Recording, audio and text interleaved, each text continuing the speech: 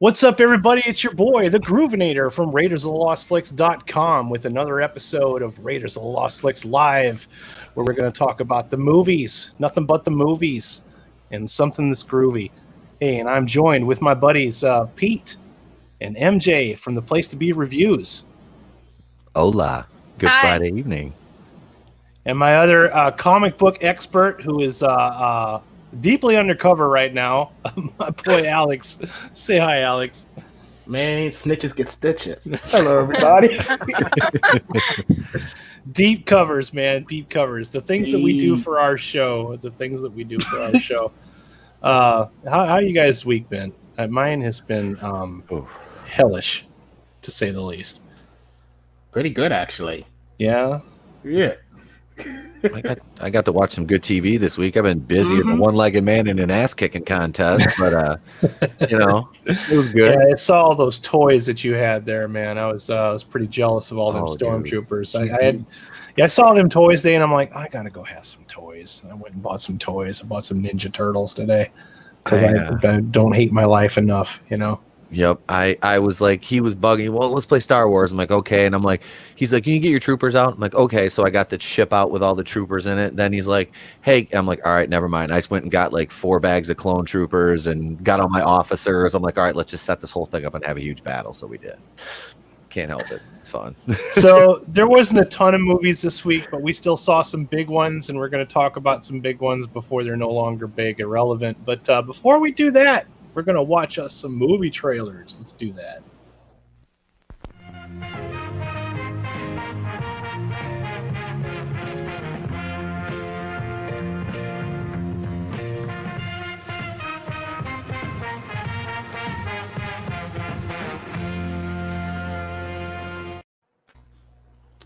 I want to do this one first. All right. So I'm doing this because I am a huge fan of all 3 of these ladies. So let's see what we got here.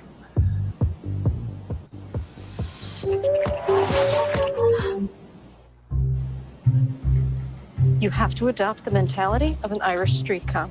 The world is a bad place. Oh, there's Kate People are McKinnon. lazy morons. Minorities are criminals. Sex is sick but interesting. Ask yourself what would scare my grandmother or piss off my grandfather. And that's a Fox story. Oh, it makes so much sense. Women are everywhere. We're letting them play golf and tennis now. HR's on the phone because you called me a skirt. Yeah, I got to read that manual again. The attitude off camera was even worse. You're a man-hater. Learn to get along with the boys. You're sexy, but you're too much work. I have a whole list. Will other women come forward? You may have heard there was a dust-up involving yours truly and presidential contender Donald Trump. There was blood coming out of her eyes, blood coming out of her wherever. Oh my God! Did he just accuse me of God, she can disappear into them roles, man. Story? No. I'm going to be the story. No. Nobody stops watching because of a conflict. They stop watching when there isn't one. What happened to John Lithgow? John Lithgow's a god, dude. That man is amazing. What happened to him, though? That's a hell of a makeup job. Is that a makeup job? Yeah, dude. I just informed you that just happened to him. But I need to know that you're loyal. Whew. I need you to find a way to prove it. I'm the bad guy. It's my theme song. Just got that door blocking the office. It's already better than the last trailer. That's for Someone damn has sure. to speak up. I tried to tell you. I believed you. Yeah. I'm sorry I pulled up the wrong one. A major bombshell today. What is she doing? Mr. Kill Fox News. We need everyone on Team Roger. Get it on. Put it on. These are the end times. You do understand I have to be above this, right? You know the entire country is talking about your period right now. So you're a tough guy, like you really rough guy. Just can't get enough guy. Just always so puff. Sweetheart, this is an island of safety and truth. There's a man! Ready to go to war? Oh, yeah.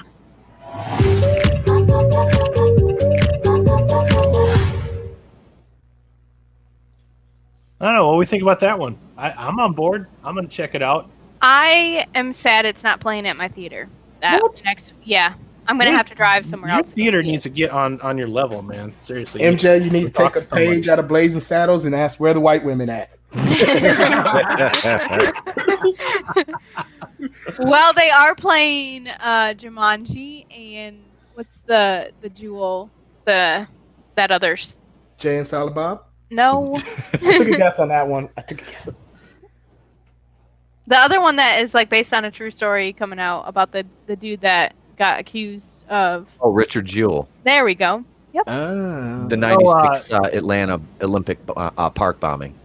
Yeah. Oh. Okay. So those two are playing in my theater, so I get to at least watch those. Yeah, you don't have like a multiplex next to you, huh? It's just like Well, not in this. No, not that I'll be able to get to next week. Gotcha. That's unfortunate. But I've been down that road before. I totally can relate. Sometimes you get to dodge the bullet on some of these movies. We'll get to some of that later. I don't know about that, buddy. Yeah, well, Knives Out, right? So, all right, so this is a very high-profile one, and I'm sure we're all going to have a lot to say about it. So let's look at 007. 007, Moneypenny. Fun, but when you start working in Photoshop long enough, you're like, come on, man. It didn't offend me, but it's not anything special. No, it bored the hell out of me. Yeah, and the thing is what do you call it? Spectre didn't do all that well, so I don't know. Spectre was terrible. That wasn't terrible. The problem with Spectre is there's this fantastic opening shot with that whole thing in the scene in Mexico with the Day of the Dead festival, and everybody's wearing the makeup, and they got the big parade, which, by the way, didn't exist until that movie happened. That was a big hit. The parade and everything got so much attention that now they actually have a parade there on an annual basis because of Spectre. But this one, it's like a one continuous shot, even though it's not really a continuous shot. It looks like a continuous shot.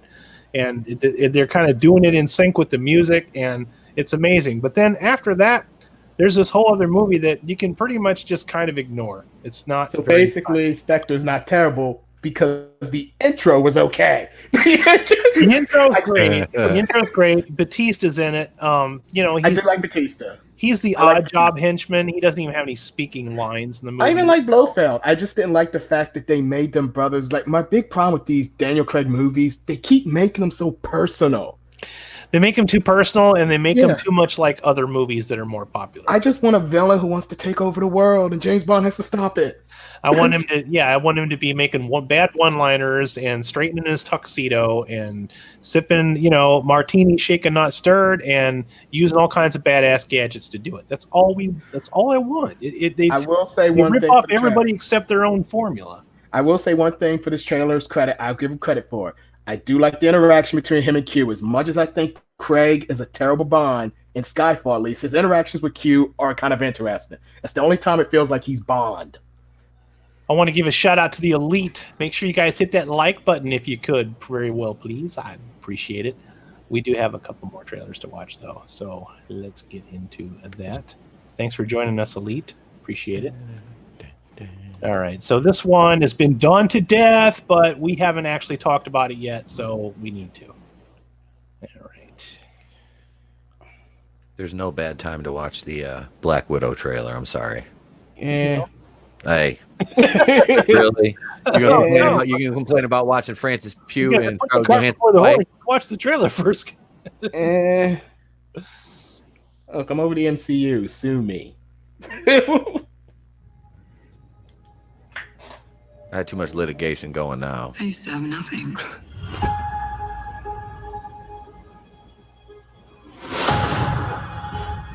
And then I got this job. This family. But nothing lasts forever. I'll never look at Nick Fury the same way ever again now. Not after Cat Pan Mediocre. No, you're not that big of a badass anymore. It's never easy these days. I gotta download this song, or just the backbeat to it. I've lived a lot of lives, but I'm done running from my past. I know you're out there. I know you know I'm out here. So we're gonna talk like grown-ups? Is that what we are?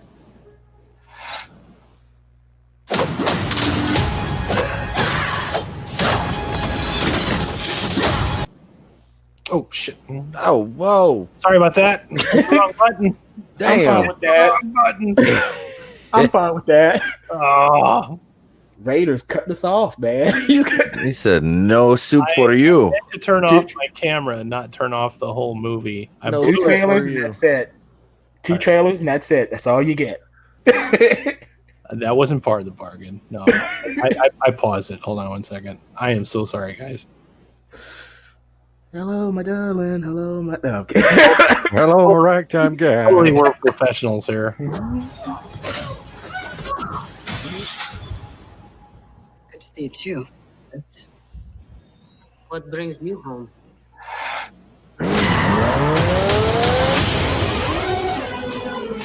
We have unfinished business. We have to go back to where it all started. Lucky us. One thing's for sure. It's gonna be a hell of a reunion.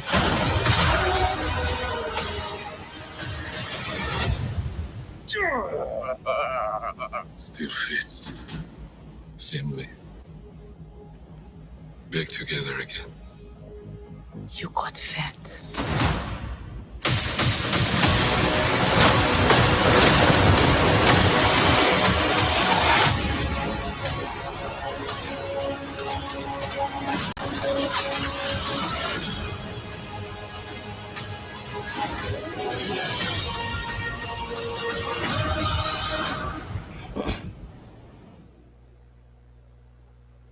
Okay, so I was one of the first people to say, "Hey, Marvel, don't be doing any, prequels and stuff like that." But that being said, trailer looks pretty cool.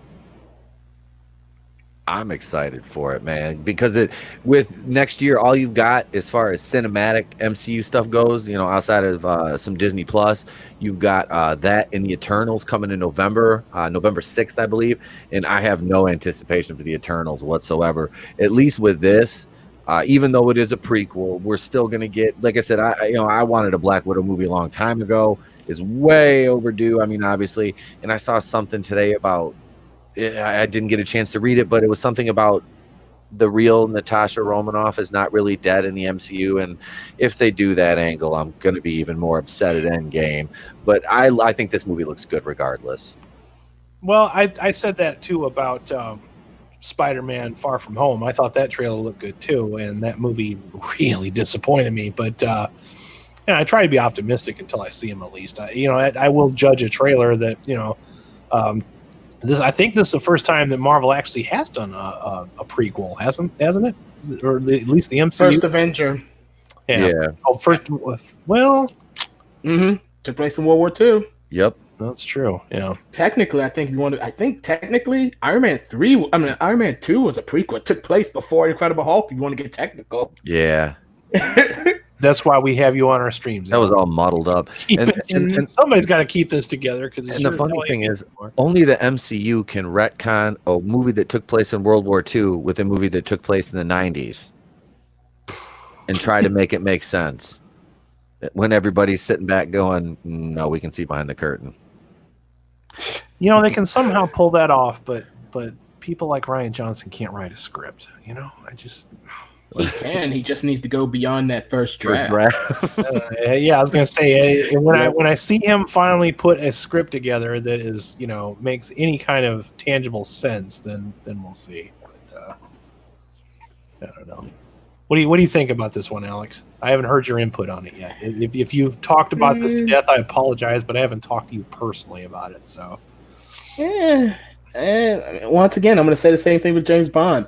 Didn't offend me, but I just don't care. Although, once again, I'll give credit where credit is due. At least they're finally acknowledging the character's Russian again. Yeah. Which I know they kind of got rid of it because Scarlett can't do a Russian accent. I do like David Arbor in this role better than Hellboy, because my problem with him in Hellboy is that it felt like he was struggling with the makeup too much. Like he was high, Ron Perlman really embodies that makeup, and he can make it work and just bring a lot of life to the Hellboy character. Whereas David Arbor just looked like he was a guy in a mask, even though he's in makeup. It's like he was struggling with the makeup too much to act. Like it was hindering his performance, and it showed. Hey, does this technically count as Stranger Things season 4? He did end up in Russia at the end. I'm just saying. Oh my God, I did not even think of that. Boom, connection. That's what I'm here for. There you go. You Alex just linked them together. like the 6 degrees. Was it Kevin Bacon? Mm-hmm. This is what they're doing to him at the end of season 3. Could be. Could be. All right. So let's anyways, that's pretty much all we're gonna say about it. We're not gonna talk about Black Widow anymore. We watched it. You got our reactions. Doesn't offend us. Looks like a good trailer. A little leery of Marvel prequels, but I don't know. We'll see what happens. I'll probably check it out. I'm not going to say that I'm not going to see it. I'll probably watch it when it comes out. I'm not seeing anything that makes me like, no, I don't want to watch this. I'm not at that point. So I'll be there opening night on that one. Definitely. Yeah. Well, definitely. You're an MCU fan. Yep. And that's why you're here, sir. Yeah, that's why I wanted to do this. That was the whole point of the discussion. Yeah, that's one. Hey, what's up? Look at all these comments from Chris Wicks pop through all of a sudden. Hail Chris Wicks. Thanks for joining us. Chris. Hail Chris Wicks. All right, so the next one we're going to do here is a Netflix original because I want to save the last one for when. Okay, so this is Underground, starring Ryan Reynolds. And I want to preface this by saying I have a little bit of a man crush on Ryan Reynolds. Ryan Reynolds and Chris Pratt, a little bit of a man crush. All right. Okay, here we go.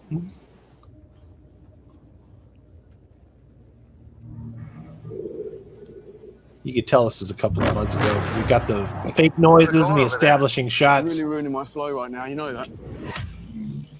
Starting to move away from that now. His movement, man.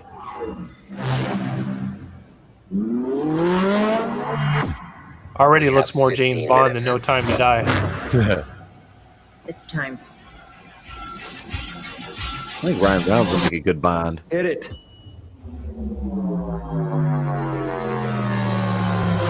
Hello, boys.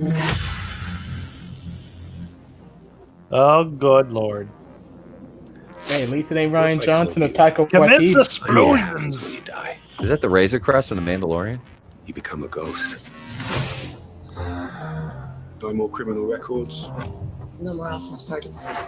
Or stupid weddings. The best part of being dead is the freedom. Not policies or politics. No one touch. He's mine.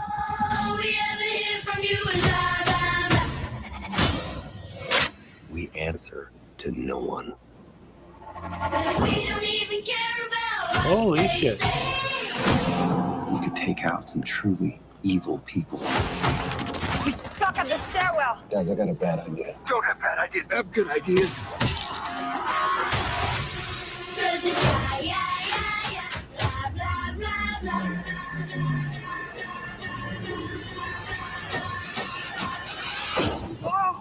Was that a bad guy?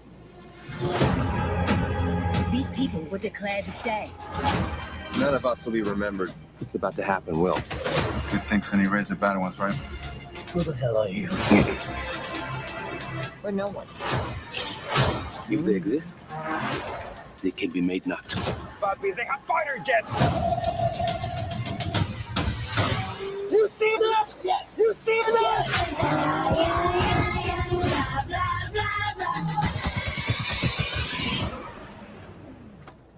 Sorry for yelling. She was in Inglourious Bastards. Biggest magnet. Someone got it. Grenade! What?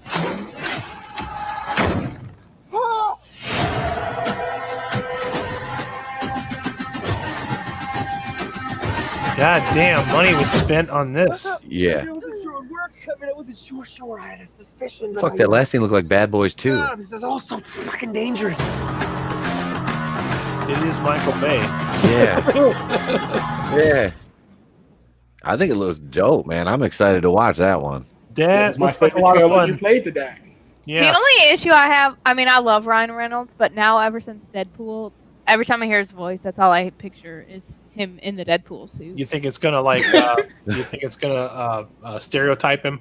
No, I don't think so. I just think, like, when I hear his voice, I just assume it's Deadpool because he just made that character, you know. Obviously, he built him from the ground up. But... He nailed it. Yeah. What about him being Van Wilder? What about Deadpool as Van Wilder? I mean... Yeah. Well, that was his typecast before. Yep. That. Why is everybody talking about Van Wilder? That movie sucks. It was fucking terrible. It was. I like Van Wilder. Liked it. Don't get me wrong. It was funny, but it wasn't a good movie. You know, I mean. Yes, that I agree with. That's what I'm saying. I'm not saying it wasn't funny because I laughed my ass off, and there was a scene in there that almost made me vomit on my friend in the theater. And I know everybody that's seen it. Does it involve desserts? Yes, it does. That was that was disgusting. That was disgusting. I literally almost vomited. But aside from the desserts, the movie was funny. You know what I mean? So, but I like Ryan Reynolds. He's This movie looks awesome. This is the one trailer that you showed today that actually got me to smile and be excited. That's good. I wanted to make up for last week because last week was pretty rough. But you know what? Fuck all y'all because I saw some trailers. I saw some trailers yesterday. I saw some trailers at the Playmobil movie that made me want to have an existential crisis. I'm pretty sure I saw the same ones. I also saw the Child's movie. Okay, did you see the Troll 2 trailer? I love Trolls, though. Oh, God. Yes, I'm very excited about Trolls. Wait, Troll like a horror movie? No, No, not that one. This is Trolls. Yeah. This is the sequel to the Trolls movie. That I'm excited about that one. Sorry. I don't. We had this conversation last week. Yeah, we did. Yeah, extreme deja vu. Yeah. I don't know. I didn't I'm see. I didn't. Be glad see. I'm not making you watch that trailer. All right, so I wanted to watch that trailer. I asked for it on Peter. I love that. I'd watch the trailer to the horror version of Troll 2. No. Yeah. MJ, you're going down a path I can't go with you. I'm sorry. Well, you watched the Black Widow trailer again, so I feel you. The good thing We are is equal. we don't ever have to watch it ever again now. It's over with. You keep saying that, but yet it keeps showing up. Next Monday night, we'll be watching the Black Widow trailer, brand new one. No, we're not. No, we No, were we're not. No, we're All not. right, No, we're let's not. watch Mulan. Disney's Mulan, the new one. Do you know why the Phoenix sits on the right hand of the Emperor? She is his guardian, his protector. That she's both beautiful and strong. Your job I've is seen to her bring before. honor Who to is the that? family. Do you think you can do that?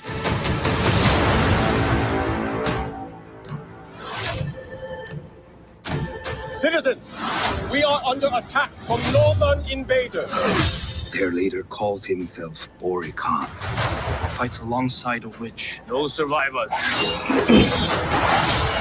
By edict of His Imperial Majesty, every family must contribute one man to fight. Have you no son? I am blessed with 2 daughters. I will fight.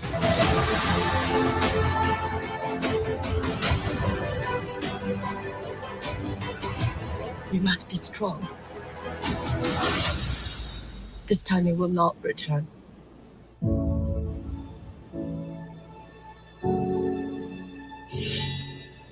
Loyal, brave, and true. It is my duty to protect my family.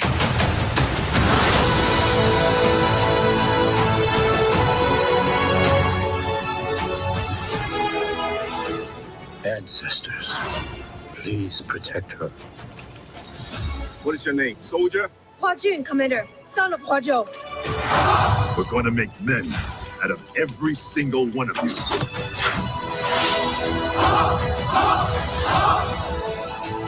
Close the gate! The spirit is evident, but something holds you back. When they find out who you are, they will show you no mercy.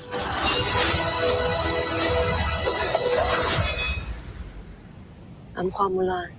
I will bring honor to us all.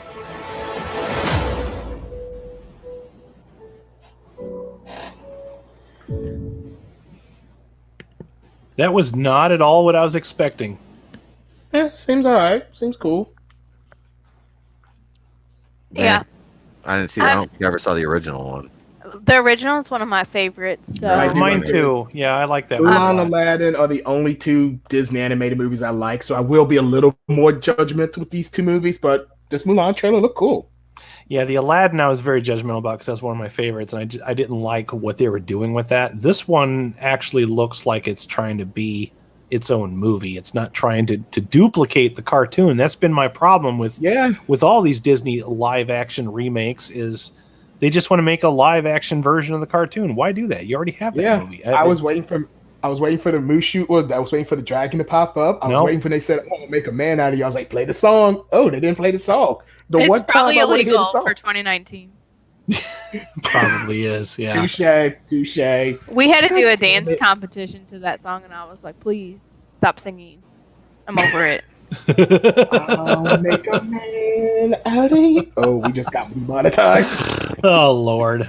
We're not demonetized. We can't even get monetized. I gotta get more. Oh, that means I'm about to bust out singing. I need you guys to hit a couple more subscribe to the channels. Then we can be monetized, and then we can continue this argument. All right. Look, if we can reach 100 more subscribers, Adam will do a striptease on air for you. I'm willing to do that. I'm not above that. I'm not saying that you'll enjoy it, but I'm not above it. All right. I never said anything about enjoying it. No, that's not part of the deal. And Peter do more Batwoman reviews. Oh God! Don't encourage him. Don't Stop encourage it. him. Yeah. I need something that gets views. Nobody watches the shit that I talk about that I like, so I might as well talk about more shit that I hate. Don't encourage him. Do not feed the trolls. All right. So, CW just renewed it for a 5th season already. They're just the midway break of the 1st season. That's what Pete ends his friendship with me because he'll think I cursed him. Like, Alex, I don't know who you know at the CW, but you need to stop. Very busy man.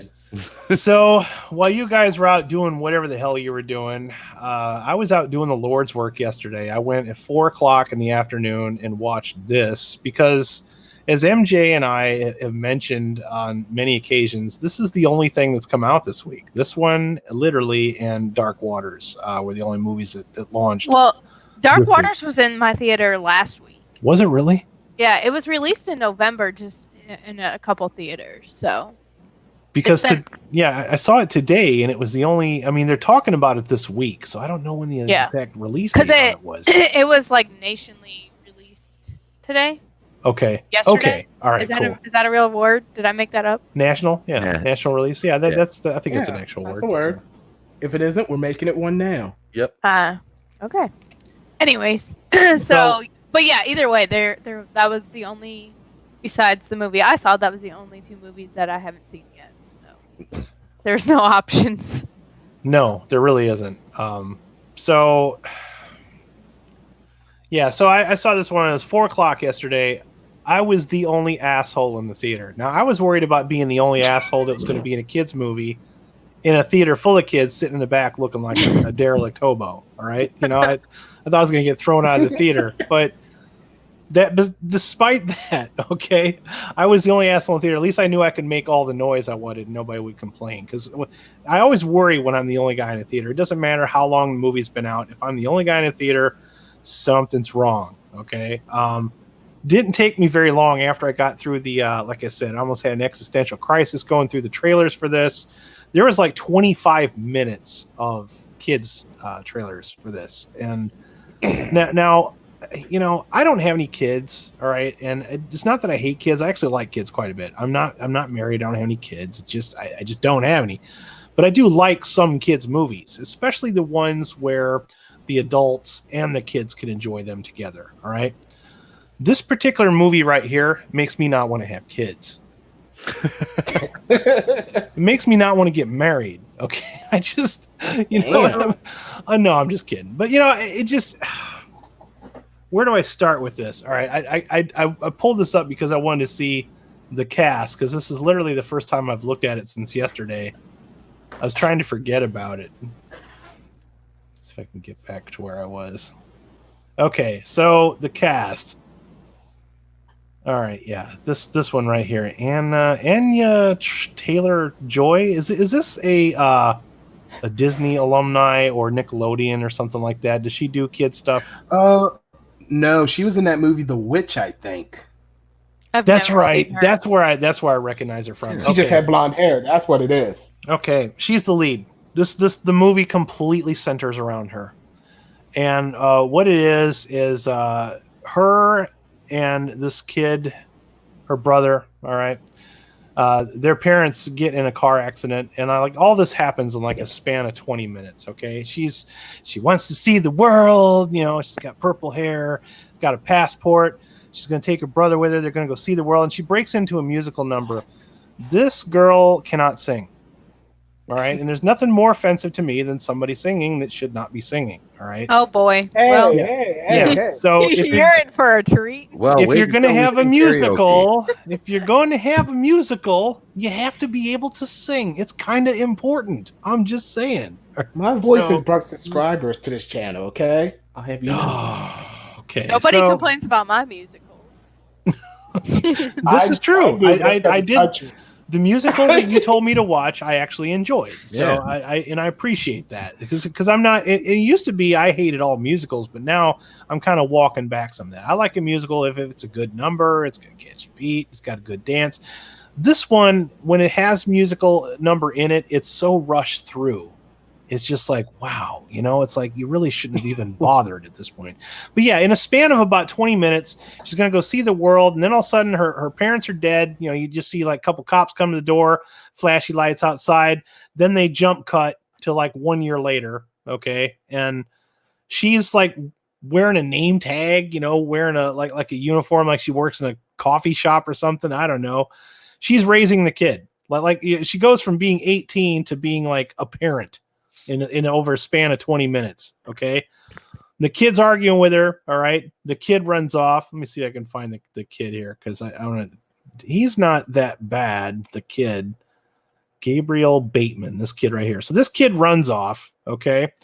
And then he runs away and runs into a toy convention and she's chasing after him. All right.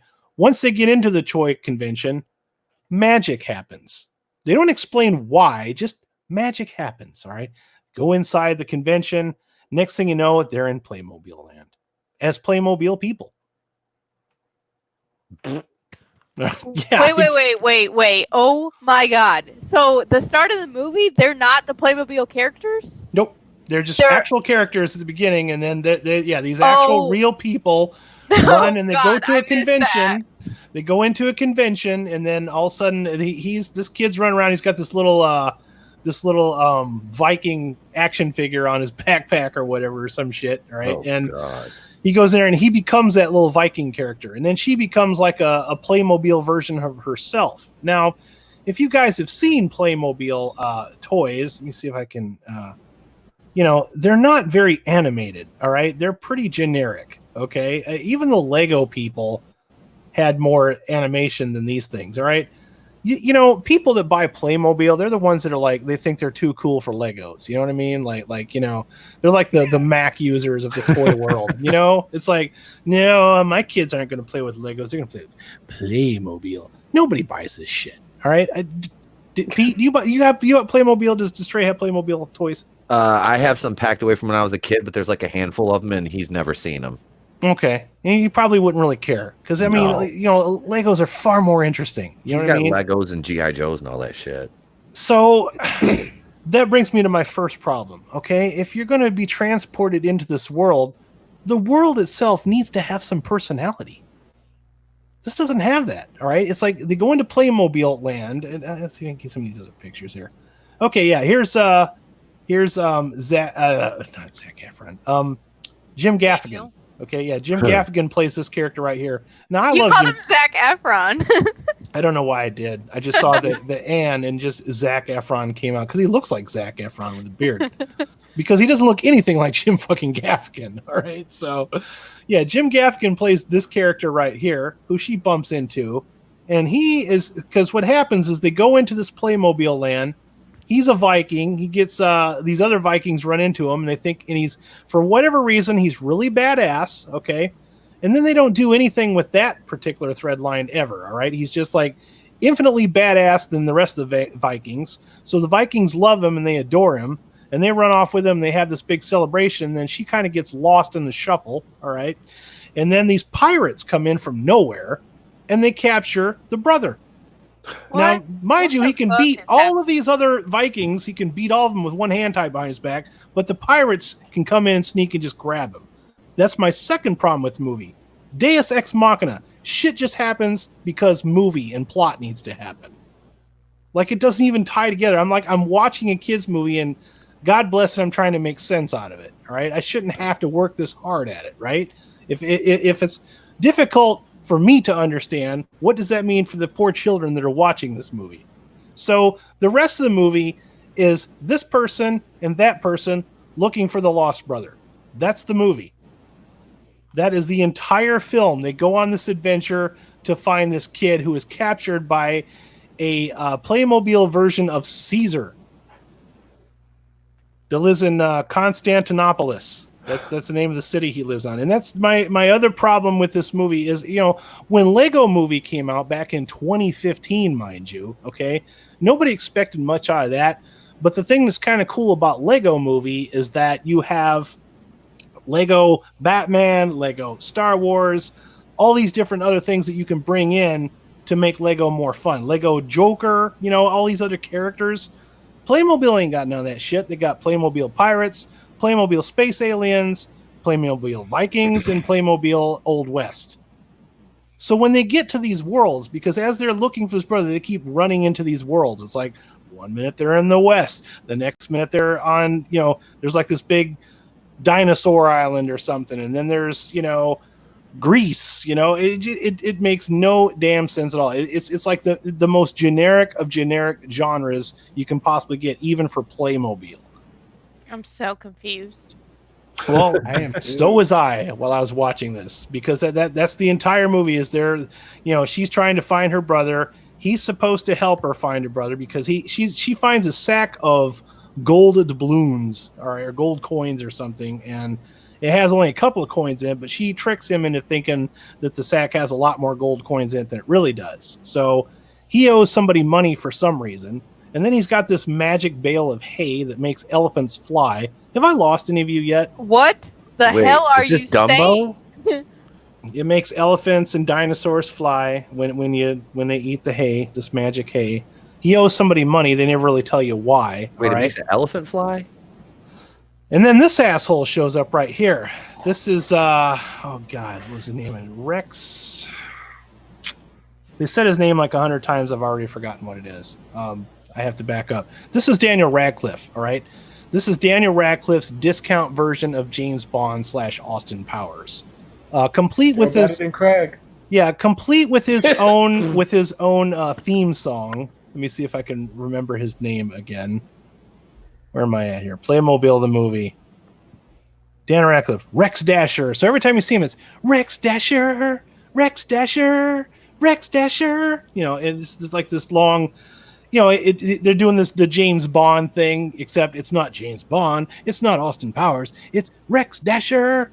Every time you see this guy. So. Oh my God.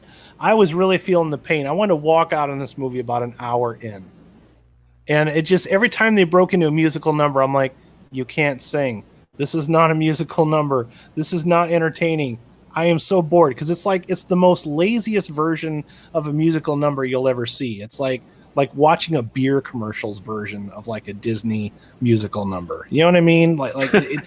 It can't even do Disney. It doesn't do Disney. It doesn't do Lego. It's very cynical, man. Because it's Dollar General Lego Movie is what it is. And I was kind of hoping that that's not what this was going to be, but it is in the worst way. Like I said, people can't sing. The only one that actually had a pretty decent voice in this movie is the one that actually sings for a living. Meghan Trainor. I can't believe that I'm sitting here telling you guys that the best song in the movie is a Meghan Trainor song. That's not a ringing endorsement. No! Oh, no. I am not a Meghan Trainor fan. But her song... all about that days? No trouble. This movie is going to bomb to the Stone Age, guys. It is not worth your time. It is generic McGeneric sauce. I can't give this any higher. I just can't. I can't. It might be one of the worst things I've seen so far this year. I don't, they just make this just because it just has to exist. It's not fun for kids. It's not fun for adults. It has a lot of mixed messages. It's telling you it's okay to run off and go have an adventure. Your sister will come find you. No big deal. Talk to strangers. Trust everybody. I don't know. I just think that the best kids movies you can make are the ones where the adults can enjoy them too. And this one is not worth any of your time. It is a cynical pile of hot garbage. Jeez, man. Yeah. It's just a kids movie. But that's just it. I see kids, if they watch this, they're going to get bored. Will they though? We can say that, but let's be honest. We've all seen that one. I get that a lot of cartoons are kind of hyper and spastic and go by really fast. But I could barely keep up with what was going on in this movie. I just it's like I get there wasn't really much of a message to it. I guess the message was to have an adventure and be fun and be a kid or whatever. But they already killed that in the first 20 minutes when they killed the parents to have a movie. Who directed this?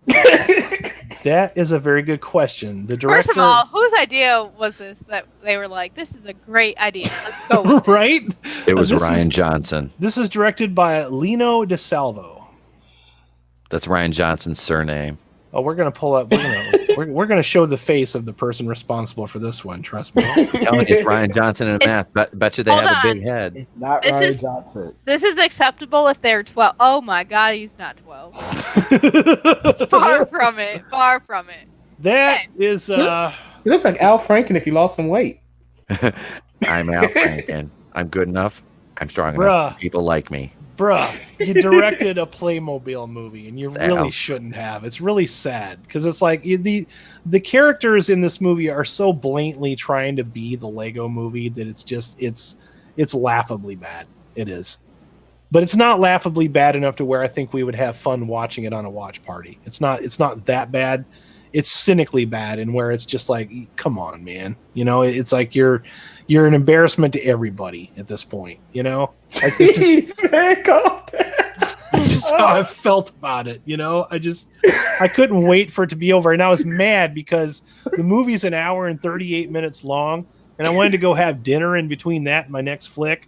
And because it's an hour 38 minutes, and they had to have 25 fucking minutes of cartoons, I had to hurry up and run to the nearest fast food joint because reasons. So I actually got up and left during a couple of those trailers because I was about to lose it. I couldn't deal with it. But I was hoping maybe I could find some entertaining value in there. But if I fail to find any entertaining value whatsoever, then I can't give it any higher than a cheese curd. Just can't. There's nothing in there for anybody. It's not for adults, not for kids. It's dumb. Oh God, that's I know, right? I got nothing to say. There's no good performances. There's no good songs. I don't even said that before. I don't even know what the hell else I can say about it other than it's over. Yeah, it can't hurt me no more. Can't hurt you anymore. It's over now. Okay. Yeah. Pete, give him a hug. It's okay. Come here, hug. Come here, buddy. The things I do for my channel, that's all I can say. Give Daddy a hug. Come here. Good God Almighty, man! Your rant was kind of more angrier than MJ's was for Knives Out. Before I jump into dark waters, MJ, do you want to tell us a little bit about Addams Family? Oh yeah. So, all right, I had a similar experience. Oh no! For Addams. No. Oh, that's disappointing. So including the trailers, and yeah. Okay, I'm trying to focus. Sorry. So the beginning of this movie, I know that the Addams Family is dark and twisted, and it's a little creepy, whatever. But honest to God, if I was 6, I would have shit my pants 3 times at the beginning of this movie. It is jump scary and creepy, and I don't feel like it's at all appropriate for any kind of child under the age of 15. So, yeah, I was like, "What the hell are they doing?" I don't know. It was really weird. So this sounds like it's a movie for older fans of the original. It seems like. Not if you enjoy the original. No, this is not for you. Now, by original, do you mean the original TV show or the movies with Raul Julia and either one? Yeah, I like those movies. At least the first two I thought were really really fun. Raul Julia and oh god, who played Wednesday again? Christina Ricci. Christina Ricci. That's it. Yeah. I don't even know what I mean, I kind of get the story and the plot line, but at the same time, it was really confusing. And, like, it was twisted humor. It wasn't funny at all. Like, I did not chuckle, laugh. I was like, this is bad. It was not good. I will say, about 30 minutes to the end of the movie, it got better. I enjoyed the end of it. So yeah, see, mine I didn't get so lucky. I only had like one moment in the entire movie where Jim Gaffigan's character has a bowl of meatballs, and he's teasing the girls like, "Would you like a meatball?" He's like waving it in her face, and then she finally eats it. That was funny to me for about 10 seconds. That's it, though. I didn't laugh out loud. I just like, "Oh, that's a thing."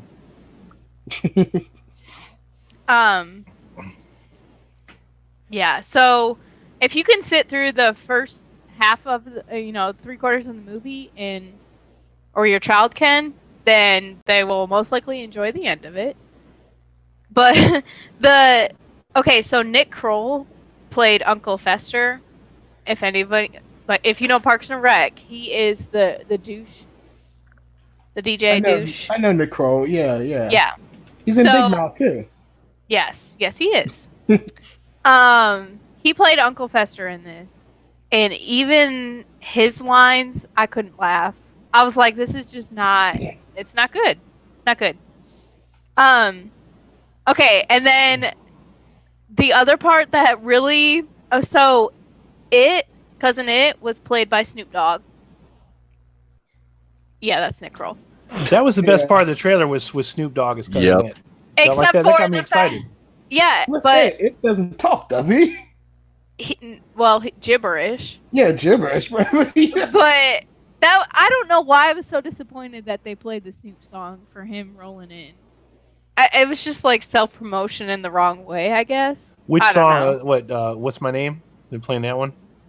No. Maybe. I can't remember now. Was it Gin and Juice? I thought that's what they used in the trailer, wasn't it? It might have been Gin and Juice. They wouldn't use Gin and Juice for the I think it was just the Hold on. instrumental. I'll look it up. But I was gonna say no. They used censored. words. Okay. No, they used words and it was not censored. Oh, look at that! 5.9 out of 10. Woo! Are you fucking shitting me? Who gave that 5? Okay. Wait, that's average. Too high?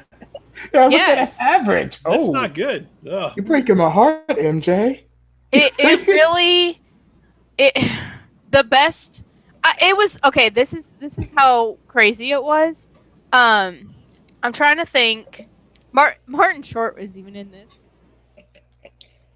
Who's the big Lurch? Is that his name? Yep. Yeah, Lurch is the name. Okay. No. Yes. So you know that he doesn't like speak, and then other than the line where he's like, "You rang," he did that whole thing. I kid you not. 20 minutes into the movie, maybe it was a little further in the movie. Could have been like halfway through. He busts out in a sing-along ballad like song. I'm like, what the fuck are you doing? He didn't speak any words, didn't have any conversations, but all of a sudden he's playing his little, piano organ thing, and he's just like high. I don't know. It was weird. On the TV show, he used to play the harpsichord. But did he sing in like? No. Oh no. Yeah, that's what I'm saying. He danced with Wednesday once, which was pretty hilarious. I was kind of hoping maybe they'd do that. And even then, he didn't sing. Yeah. No, he didn't sing. He was a man of few words. Right, but then all of a sudden, not even a few, like 2 words.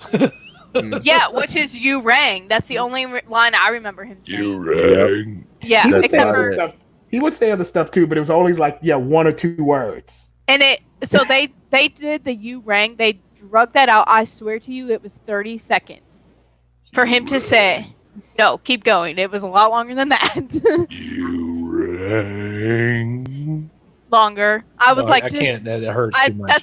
That's what I'm saying, though. I'm like, we got it. Why are you doing this? I might pass out if I go any longer than that. That's what she said. So,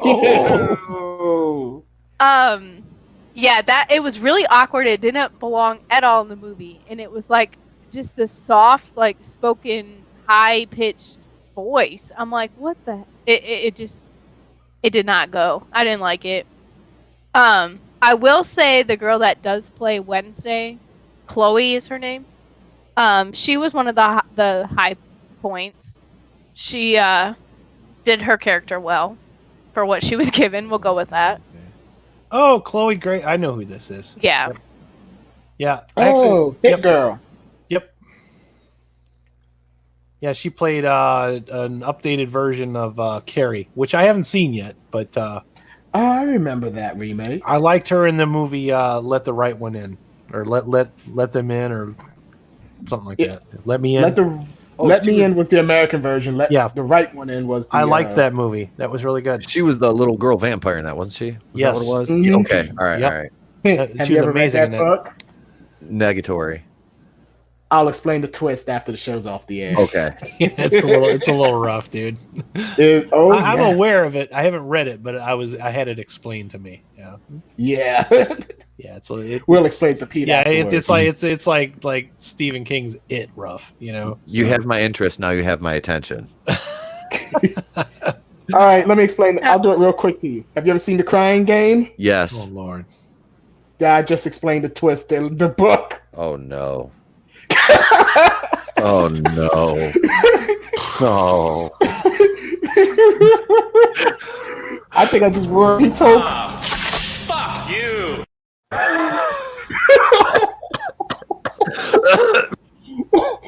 Are you?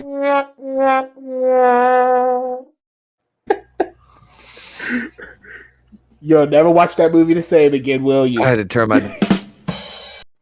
Yep, had to turn the mic off for a minute there.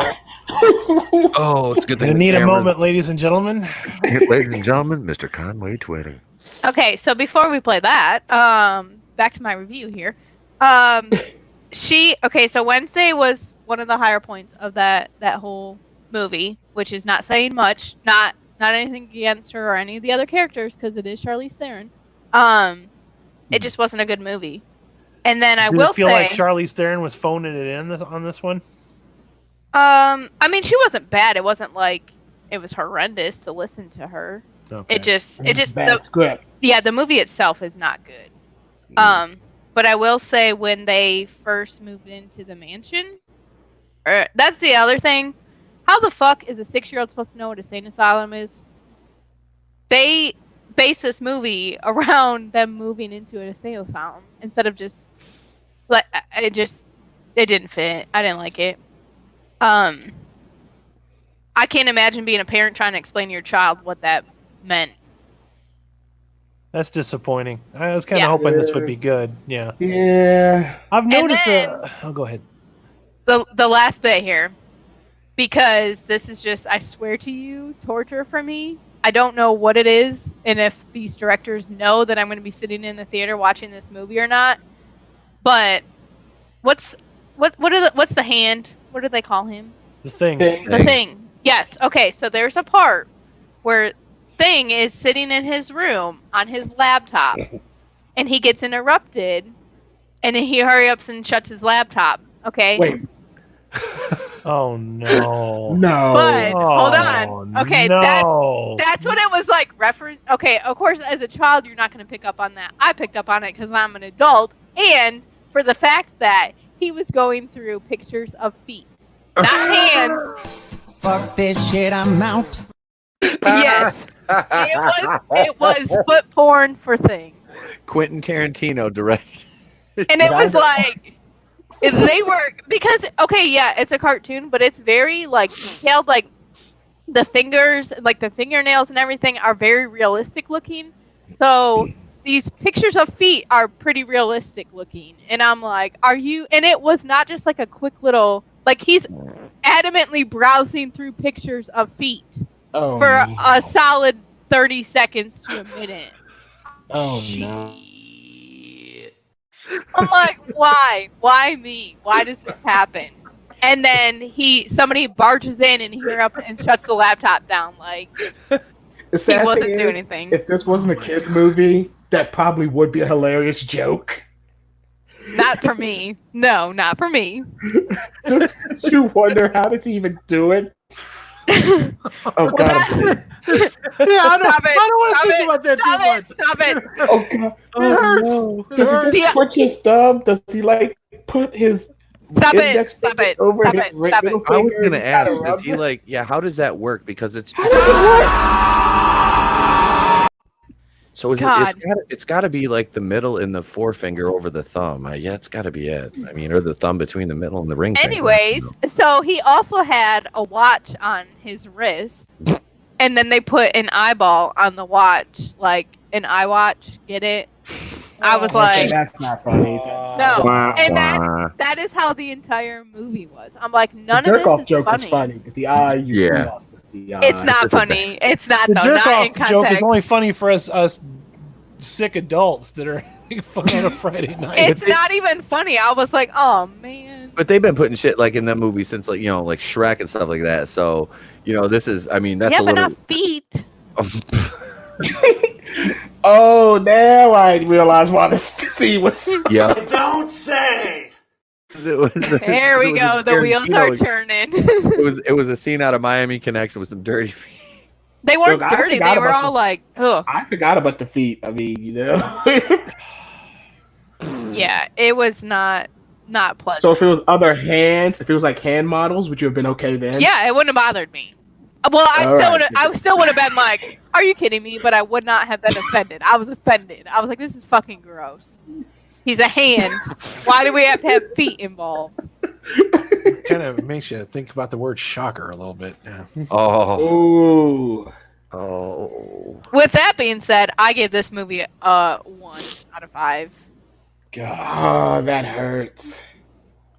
It just is not. It's not funny. It's corny. It's not even funny corny. It's just stupid. It's creepy. It's creepy at the beginning. Damn, man, that's two kids shows this week with the one out of 5. Would you say a well earned 1 out of 5 too? I might say. Would you say it's creepy and it's kooky, mysterious, nooky? It's altogether spooky. The Addams Family. That was the best part, and that's at the credit scene where they're rolling the credits. Oh, you had to wait all the way to the credits for them to do the Addams Family song? For the full song, they played like the bass line of it. Like they did that like a couple times. Yeah, throughout most of the movie. Okay. But to listen, like they did not play I don't remember them playing the words, but the actual full length song they played at the credits. I wish they had played MC Hammer's version. Yeah. Can we look at Ray's double talk? Dude, we love you, Chris Wicks. We love you, man. God damn it, Chris. Picture that. Picture that. You know the That's best how it part about works. that? I don't have to read that out loud.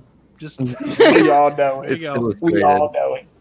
Just get a little bit of lotion. Also BTW real quick. It was the Drop It Like It's Hot song is what they played. Okay. Oh, All right. For Cousin It. Unedited. That's not his best song either. I would have thought they would do not appropriate for a child. cleaner version of What's My Name. Yeah. Nope, it was Drop It Like It's Hot. Where the pimps try to get at you. Yeah, I'm like, why are you playing this? Cousin It's rolling in, and that's what we're listening to. Yeah, there ain't really any Snoop Dogg songs you can play in the kids. You could have done it like Richard Cheese and been like, "When the pimp's in the crib, ma, drop it like it's hot." Done a little lounge version. Oh no, we got Snoop. I mean, that's fine with me, but What's the next couple lines where it's like, does he drop an F-bomb? I can't remember. I'll have to go back and listen to the song. I haven't listened to that song in I don't know how long. Whatever part is where he's supposed to drop the F-bomb is when Cousin It rings the doorbell. So it censors that part. That's awesome. Are you fucking high? That was my thought. That was my thought. I was like, God, this is bad. It wasn't even like I couldn't even get excited about listening to Snoop. Sounds like this movie. Gay. Sounds like this movie didn't know who it wanted to be for, and then it just didn't appeal to either.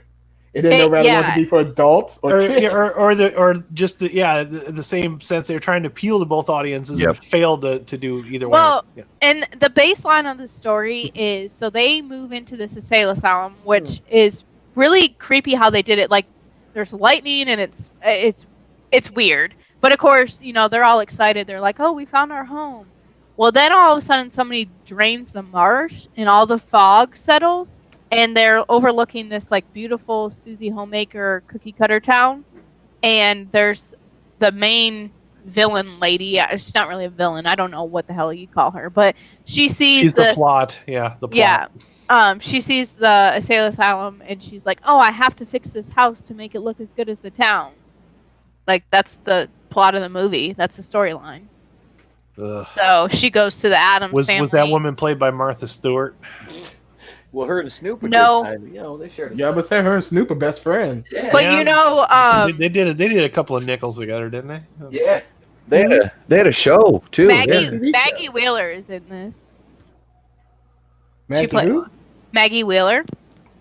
Who's and that? Hang on, we'll do them like Maggie. We'll see. I was gonna say, how do you not know? I feel like you should know. I don't know. I might know her face if I see her. You should. Maggie Wheeler. Okay. Maggie Wheeler. Because I'm offended at this point.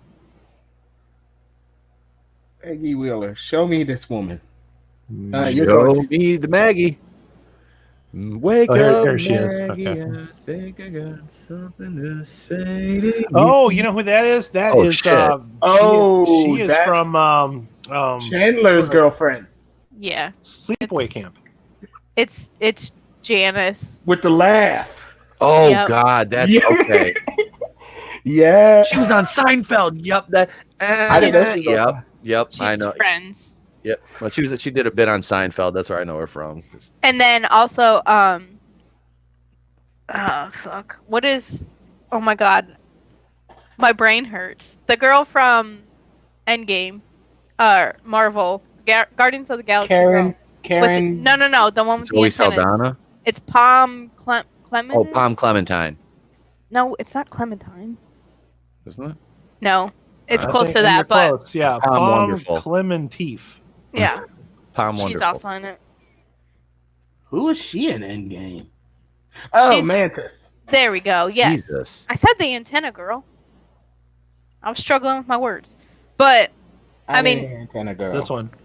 Oh God, wait, take Man. Karen off the screen. God damn it, Karen, get off the screen, Karen. hideous. I'm sorry. Continue on. But yeah, like they weren't even like high points in this movie at all. Martin Short, I was actually looking forward to. That was disappointing. I don't know. Said that's been Martin Short for quite a few years now. Unfortunately. Hey man, he's good on Yeah. the Cat in the Hat. But that's what I mean. As a voice actor, Yeah. That's a voice actor. Yeah.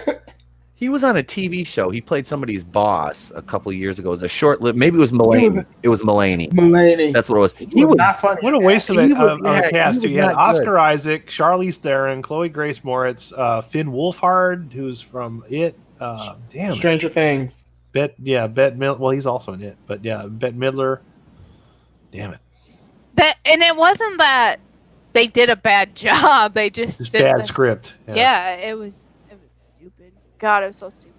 Well, Man, these are some famous people. That's a shame. Yeah. It's a shame when you got that many people behind a kids movie and you can't even pull off something that's been done like 3 times before.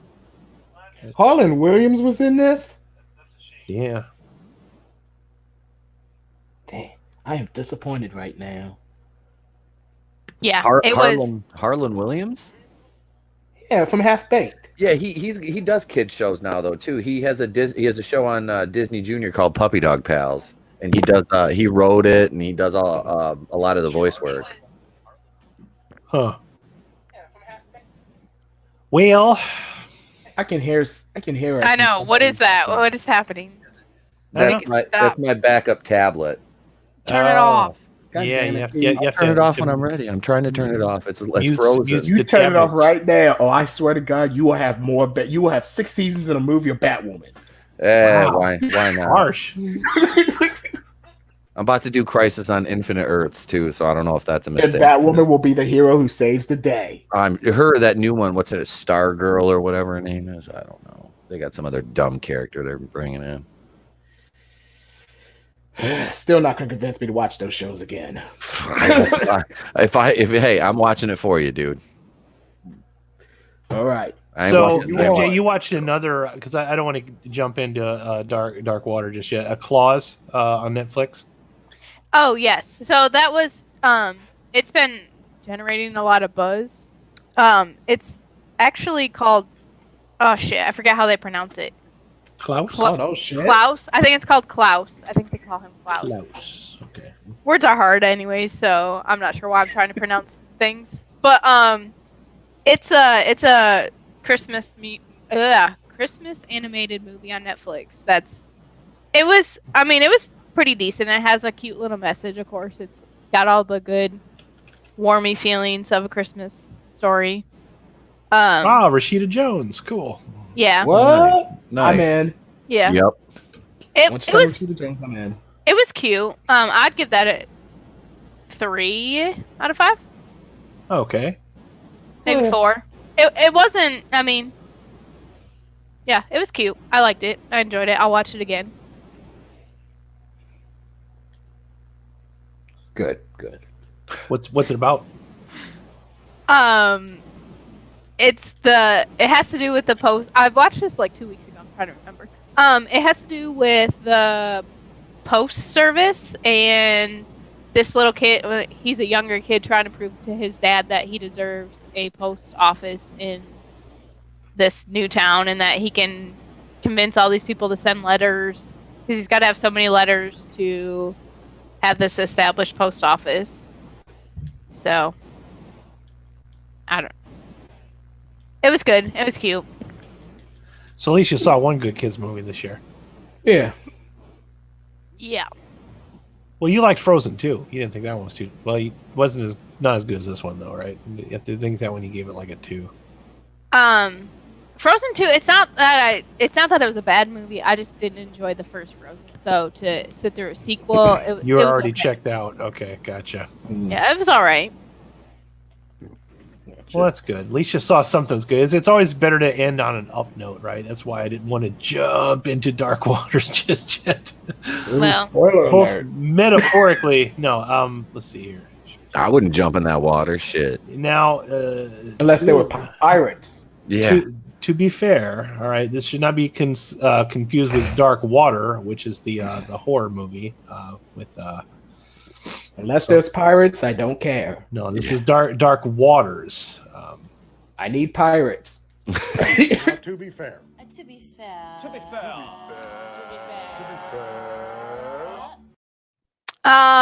BTW, the next season drops December 25th. Wait, on Christmas. Christmas? Yep. Wow. Oh Yep, my I'm damn so it. excited. Okay. And I'm all of the excited. actors are like posting saying this is the best season yet. I'll have to pay Well, they for a kinda have to season say because that, I already but I did my mean- trial. You gotta Oh, well. come on, man. Get on board. Damn it! I can't afford all these streaming services. People Cancel them and just stick with killing me, Hulu. man. I'm gonna be. It's like it'll be like my credit cards. You got to cancel one to start the other one. You know. Come on now. Don't be like little emo kids selling meth. Don't come on, be cool. Don't be a ginger. Don't be a Don't be a ginger. ginger. Don't be a ginger. Have a soul. You said don't Have be a a ginger. soul. Don't be a Weird. ginger. Don't be the You guys ginger. are so weird. So, anyways, Dark Waters, and I want to make sure I don't mess this up because at some point, our buddy Sal is actually from here, so I'll make sure I get all my information correct. I was told by Sal to watch the documentary about what's going. What Dark Waters is about. It's about Mark Ruffalo. Mark Ruffalo's character, I can get his name correct. Okay, Robert Bilott. Okay, Robert Bilott is the lawyer that took on this case. And this case is basically back in the 50s, DuPont manufactured Teflon. And Teflon, as you guys know, was originally made in the Manhattan Project, but they decided to use it later for all kinds of different cooking utensils and stuff like that. DuPont was the largest producer of Teflon in the world, and it was discovered that in order to make Teflon, they had to manufacture a chemical that's known as an indestructible chemical. It's the chemicals that people don't want to deal with because literally nothing can break them down. Not the human body, not another chemical. And when they make these chemicals, they have wastewater. And they dumped the wastewater into the Ohio River. And in the Ohio River, it went upstream, killed a lot of livestock, made a lot of people sick, caused birth defects. This evidence was found, and this evidence was hidden by DuPont and 3M. We're both in cahoots with this. And this is one of those cases where nobody wants to touch it. All right. This one lone farmer goes to this attorney, says, this has been happening. Nobody will listen to me. Nobody will return my calls. Your grandma said I should talk to you. And, of course, that gets Mark Ruffalo's attention. He's a big hotshot lawyer. He just made partner. Here comes this farmer walking into his office with a box full of videotapes. He's like, what's this? He's like, they're poisoning the water, DuPont. He's like, they won't return my phone calls. I've been losing livestock. People have been getting sick. People have been dying. Nobody will take this case. Your grandma says that you're a big shot lawyer. All I want you to do is just watch these videotapes. Just watch them.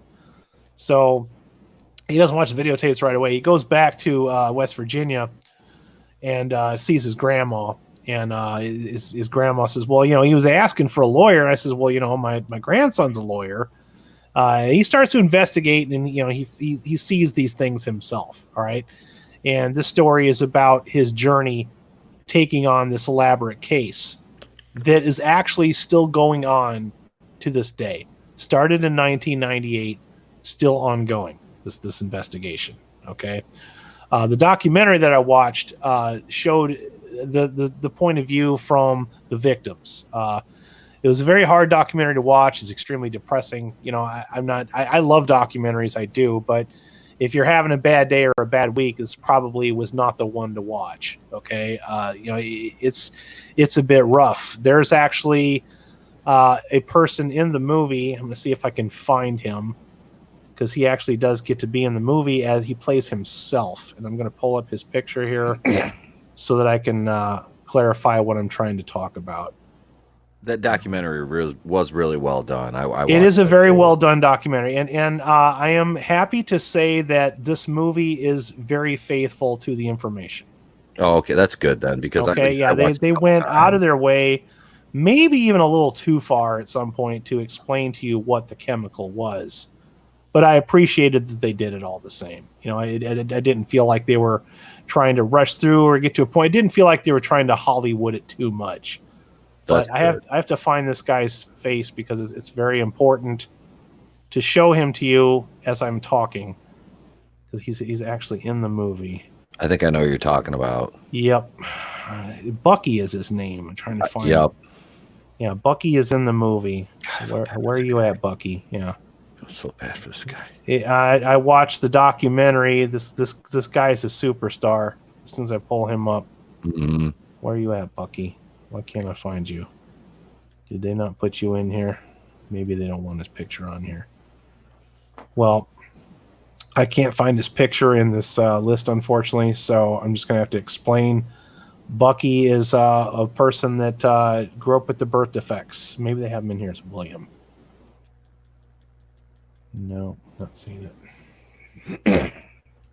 Okay, so he's had to live with that all of his life. And, of course, scientists and everything tell him, nope, it's not our fault. Everybody tried to cover this evidence up, and it got to a point to where they had to do tests on 169,000 different people, blood samples, and they had to go all over the world and test all these blood samples, because in order to find something wrong, you have to have a test, a base to measure it against. And as it went on, they found out that 99% of the world's population has this chemical in their bloodstream. So I know that's extremely depressing. I'm trying to get through this. I can't find this guy's face, so I'm just going to leave it as it is. But fantastic performances. It was hard for me to watch Mark Ruffalo at first, because all I can think of him is, sitcom man number 1, 2, 3, 4, 5, or the Hulk, Bruce Banner. It took me a few minutes to get used to it not being. At some point, Mark Ruffalo disappears and this character comes through. You know what I mean? Like, I stop seeing Mark Ruffalo and I start watching the lawyer that he's trying to portray. Why did I lose my place? I'm back up here. Okay. Yeah, Robert Bilott. Okay, Anne Hathaway is his wife. Now, there's been talk lately of Oscar nominations going to this movie. For Mark Ruffalo, I think Anne Hathaway should definitely get a Best Supporting Actress nod for this movie. She was fan-freaking-tastic. She really brought her A game. I think she was better than Mark Ruffalo. I know it's not going to be a very popular thing to say, but I'm not saying that he wasn't good. He was. You don't really get to see him really owning it, though, to like towards the end of the movie, because a lot of this it's the investigation, it's the lead up.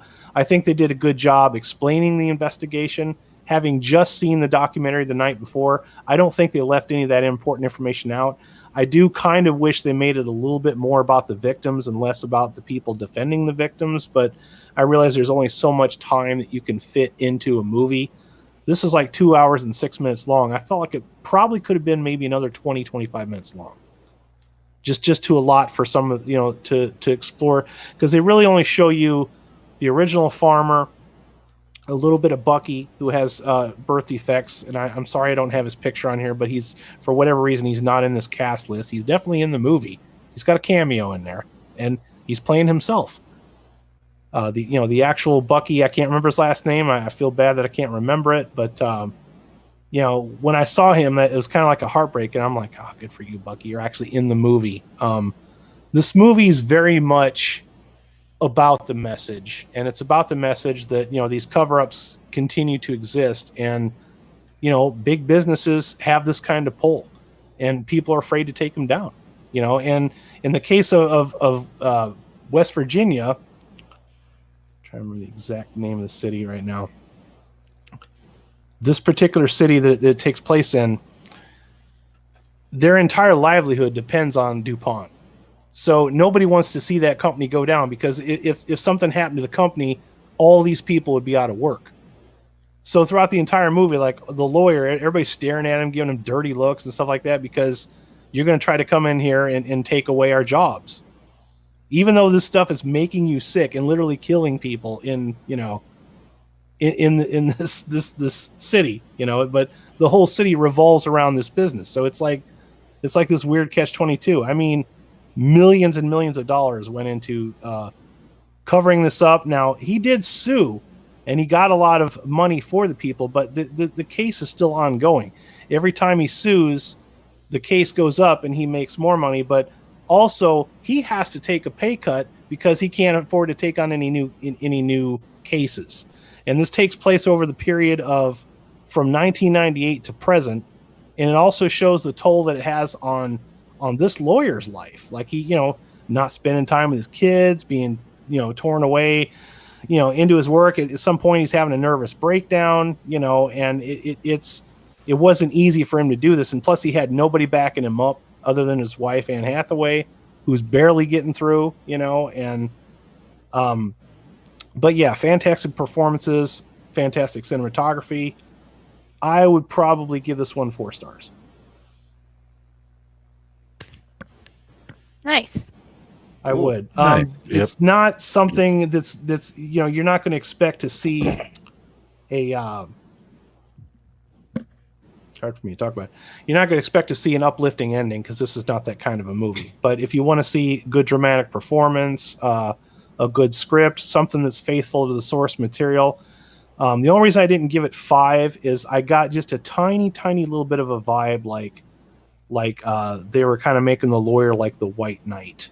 I just got like a little bit of that, not too much, like not enough to where it was like glaringly noticeable. But I was like, well, what about these other people? Because I mean, at first, this guy doesn't really even want to take on the case. You know what I mean? And then eventually he finally does, but how involved was he initially with this? At some point, it's kind of like Schindler's List, where he's like, if I would have got involved with this sooner, I might have been able to make more of a difference. You do get a bit of that, but the whole situation just kind of sucks, and I couldn't give it a perfect score because the movie just kind of ends. Like it kind of stops. He's like they're gonna cover all this up and all that, and all the work I did was for nothing. That's kind of the movie just kind of stops. It just keeps going. Like the case never ends. But when you think about it, I'm not so sure where they could have ended this. Because throughout the entire movie they're kind of doing time jumps and things like that, and I felt like it was paced good. I wasn't ever bored. It's not to be like a pun or anything, but it's a very dark subject. You know what I mean? So this kind of material has to be handled with tender loving care. You know what I mean? I don't know if any film could ever do it justice, but I think this one did the absolute best that it could. I would definitely recommend this movie. I'm just glad to hear Mark Ruffalo can actually act. Yes, Besides, he can. I have not seen him in anything that I enjoyed him in. So I haven't seen him in anything. I mean, this one has, talk about supporting cast. We got Tim Robbins, we got Bill Pullman. They're all good in this movie. But like I said, the runaway performance in this one was definitely Hathaway. If I had to pick a nomination for best supporting actress, it would definitely be Anne Hathaway in this movie. I thought she was amazing. I really did. It was just a level of her I hadn't seen yet. Maybe I haven't seen enough Anne Hathaway movies, but it seems like they just kind of put her in a lot of movies because she has a nice face and don't really give her anything to work with. And this one here, she's being the mom and the supporter and, trying to hold her husband together and trying to fight off these people that don't want nothing to do with her. And I was just really impressed by that performance. I just like every time I saw her, I was like, wow, she's really, really killing it here. So that was pretty exciting. Sounds like it. And I was glad that this was the last movie I saw and not Playmobil. I like to have a palate cleanser for the night. It's like I don't want to end the night on a bad movie. But yeah, it was definitely a 4 out of 5. It would have been a 5 out of 5, I think, maybe if it would have been just a little bit longer and would have included just a little bit more from the victims, because I feel like they earned it. They like I said, they put Bucky in there, but he's just there for a second. Just like to give him a cameo, and I'm not so sure that was, maybe that's all he wanted. I don't really know. I'm not a filmmaker, but I just would have liked to have seen some stories from some other people. I think maybe even something like this would have benefited from being like a mini series on Netflix or something like that. But it's definitely worth your time and attention. If you want to go see a good movie with good performances, I don't think you could do a bad job with this one. Definitely recommend it. Yay! At least one of Right. our movies was recommended tonight. Right? Yes. Yeah.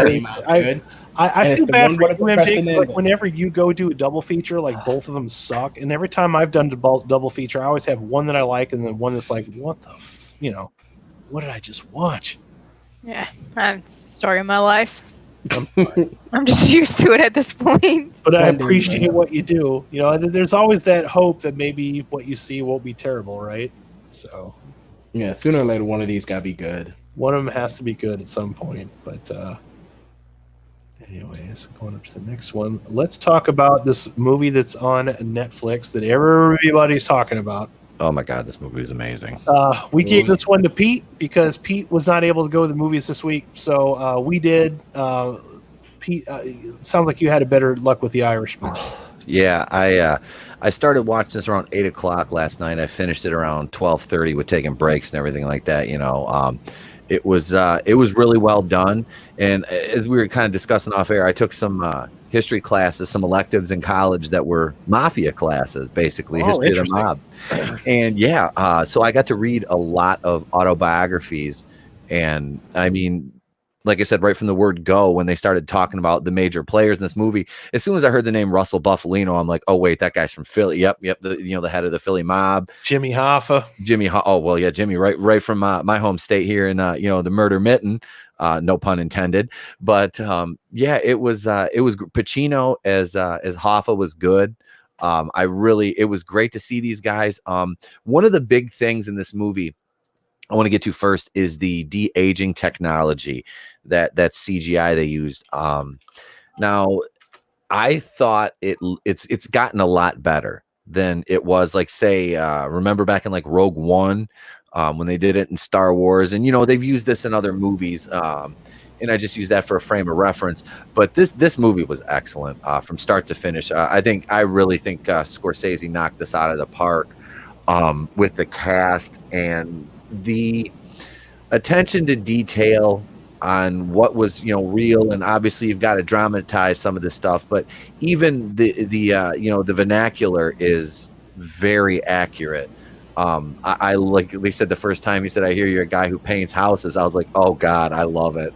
I was like, because I was like, "Yep, he splatters people's brains on the walls." I'm like, "Yep," and you what is it? And you do your own carpentry, which means you clean up after yourself. And I'm like, "Oh, this is great," So, and I'm a huge like mob like fanatic. I have like books on books on books about the mafia, and so this movie really, and Robert De Niro and Joe Pesci together again in this were, oh God, it was great seeing them on screen together. This is listed as a biography, a drama, and a crime film.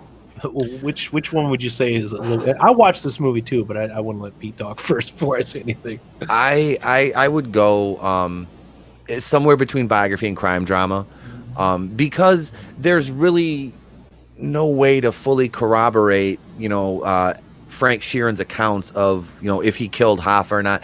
Does it make sense? Yeah, it kind of does, because like, especially when Buffalino said we can whack a president, you think we can't whack the president of a union?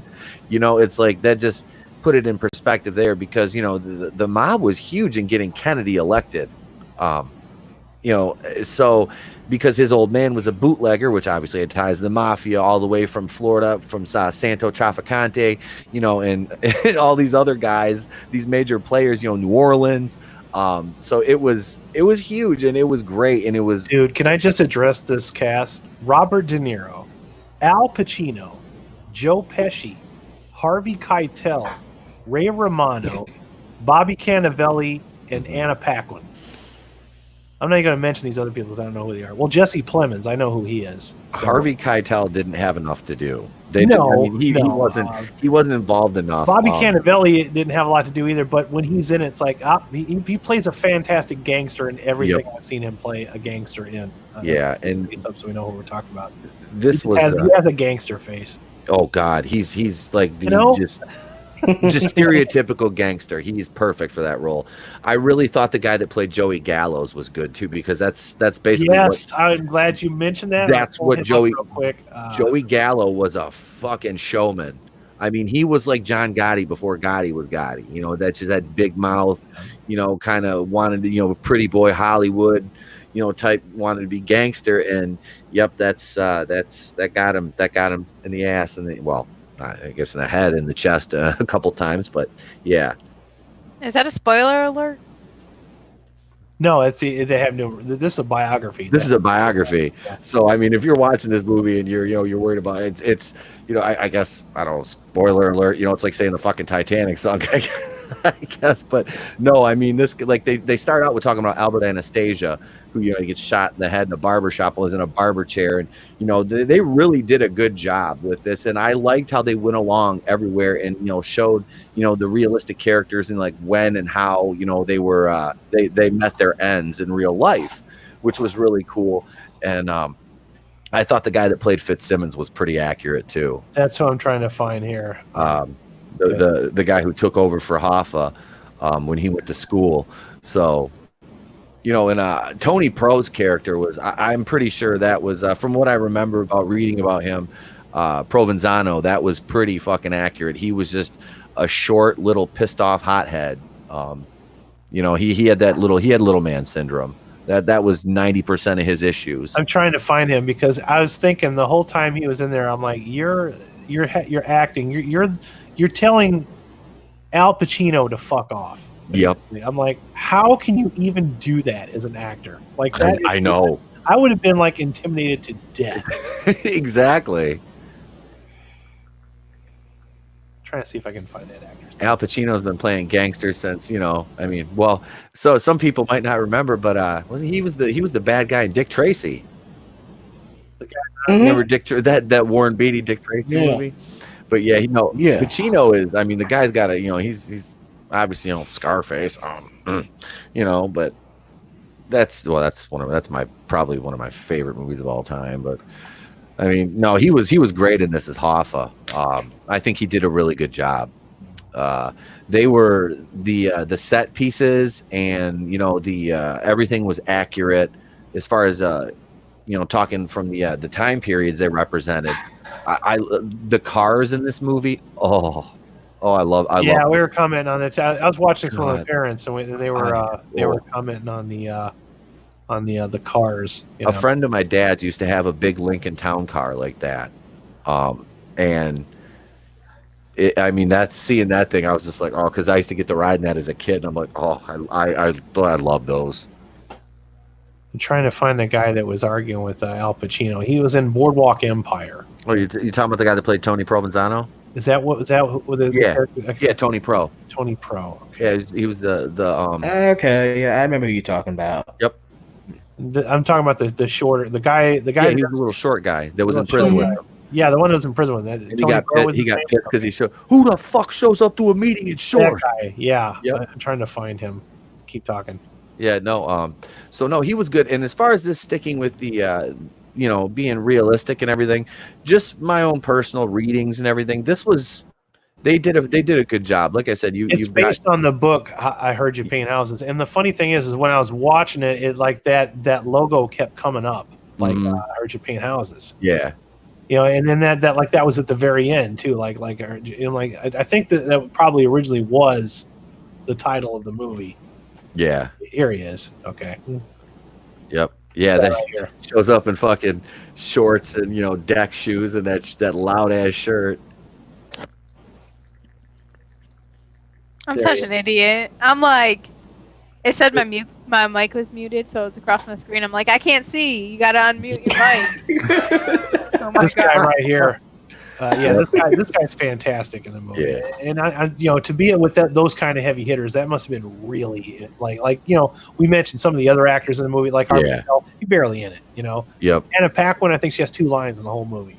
Yeah, she didn't really say anything. Didn't. I was kind of hoping maybe she that was would. supposed to be her character, right? Like she was supposed to be really shy, never spoke much. Yeah. Yep. But people got to realize too that people will do anything to just be on a set with Martin Scorsese. He has that kind of pull in Hollywood. They'll take pay cuts. They'll do anything just to be in the movie.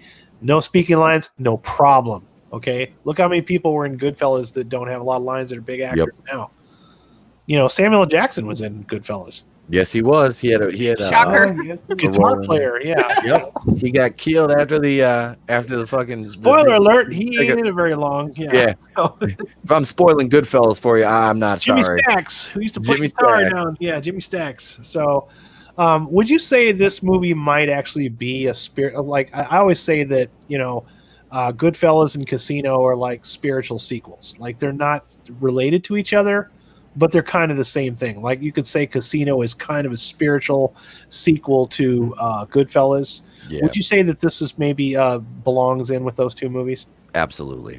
Because Casino and Goodfellas are also crime drama / biographies as well, loosely based on stories that names might be changed a little bit, but Hank Hill's, it was Hank Hill for Goodfellas, and then it was Rothman was the focus of the Casino. Yep.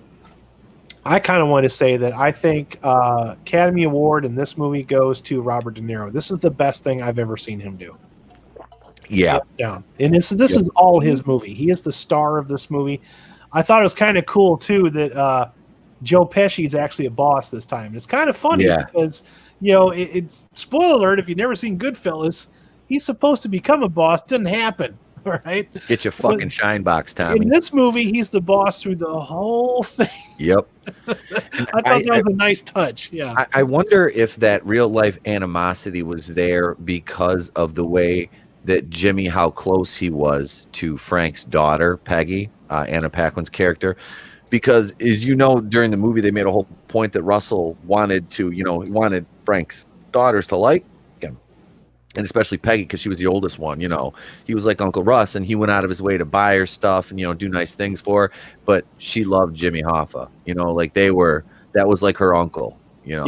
I wonder, because you could see the looks that he was shooting when she was dancing with him and stuff like that, because you could tell like he was just, not that he like obviously had a thing for her, but it was just like because he he didn't have kids, Buffalino, and he looked at her like a niece, or a surrogate daughter kind of, because him and Frank were so close. He brought Frank into the business, so it was it was. I really, like I said, the dynamic between, and those are three, like, I mean, no pun intended, but godfathers of the movie industry, and especially the mafia movie world. Those are just those three right there. You can't even talk about a mafia movie or without discussing those three guys. I mean, they're just. Let me ask you this: how do you feel about this being a Netflix original? This was cinematic quality to me. I mean, it is, yeah. I think the editing was, like I said, I don't really want to get too technical, but I thought the editing was even solid as hell in this. And this is only after watching it once, and this movie is a lot to absorb. Yeah. It truly is, because there's so much in it. There's a lot going on, all these intersecting storylines and arcs for all these different characters that you meet along the way. But, it is Frank's story, but still there's a lot going on elsewhere. And, isn't with many mafia movies that can be kind of, but like I said, this is having studied a lot of this stuff, I'm like, I was right at home here. So yeah, I can't say enough good things about this. I'm gonna watch it again. Probably. Yeah, I kind of do too. I kind of want to sit down, and because usually with these kind of movies, you give it a second pass. Yep. You pick up on things you didn't see the first time, because Martin Scorsese's editing style is like very fast. Mm-hmm. Like he likes to elapse a lot of time. He doesn't want to waste your time as an audience member. This one, I think, is actually slower than some of his previous movies. Like maybe could have moved a little faster in some spots, I feel like. Yeah. I don't feel like that's a detriment to the movie, but I think you just want to let these things play out and let the mood build up, But past movies, I think he cut more than that because he didn't think audiences would sit longer. I mean, Goodfellas is like 2.5 hours. You never notice. Mm-hmm. There's no place in Goodfellas where you can stop and take a potty break. Yeah. You have to pause it because you miss like a second. You've missed at least 3 years of the movie. So. Yeah, I didn't. Like I said, it was nice that it was. You're watching this on Netflix as opposed to a theater, because sitting through a 3.5 hour movie in a theater with no bathroom breaks, that's asking a lot. That's why I'm thinking maybe this isn't a bad idea that it is a Netflix original, because you can pause and watch at your own leisure. It's nice to see this in 4K. If you have a 4K TV, it looks really good. The CG, like I said, it's not very off-putting. Like no. maybe the first time you see it, you see De Niro, and you're like, you kind of notice it a little bit, but then you kind of stop paying attention to it after a while, because he's aged. It's this guy's whole life. Everything that happens is told from the perspective of Robert De Niro's character, the Irishman himself.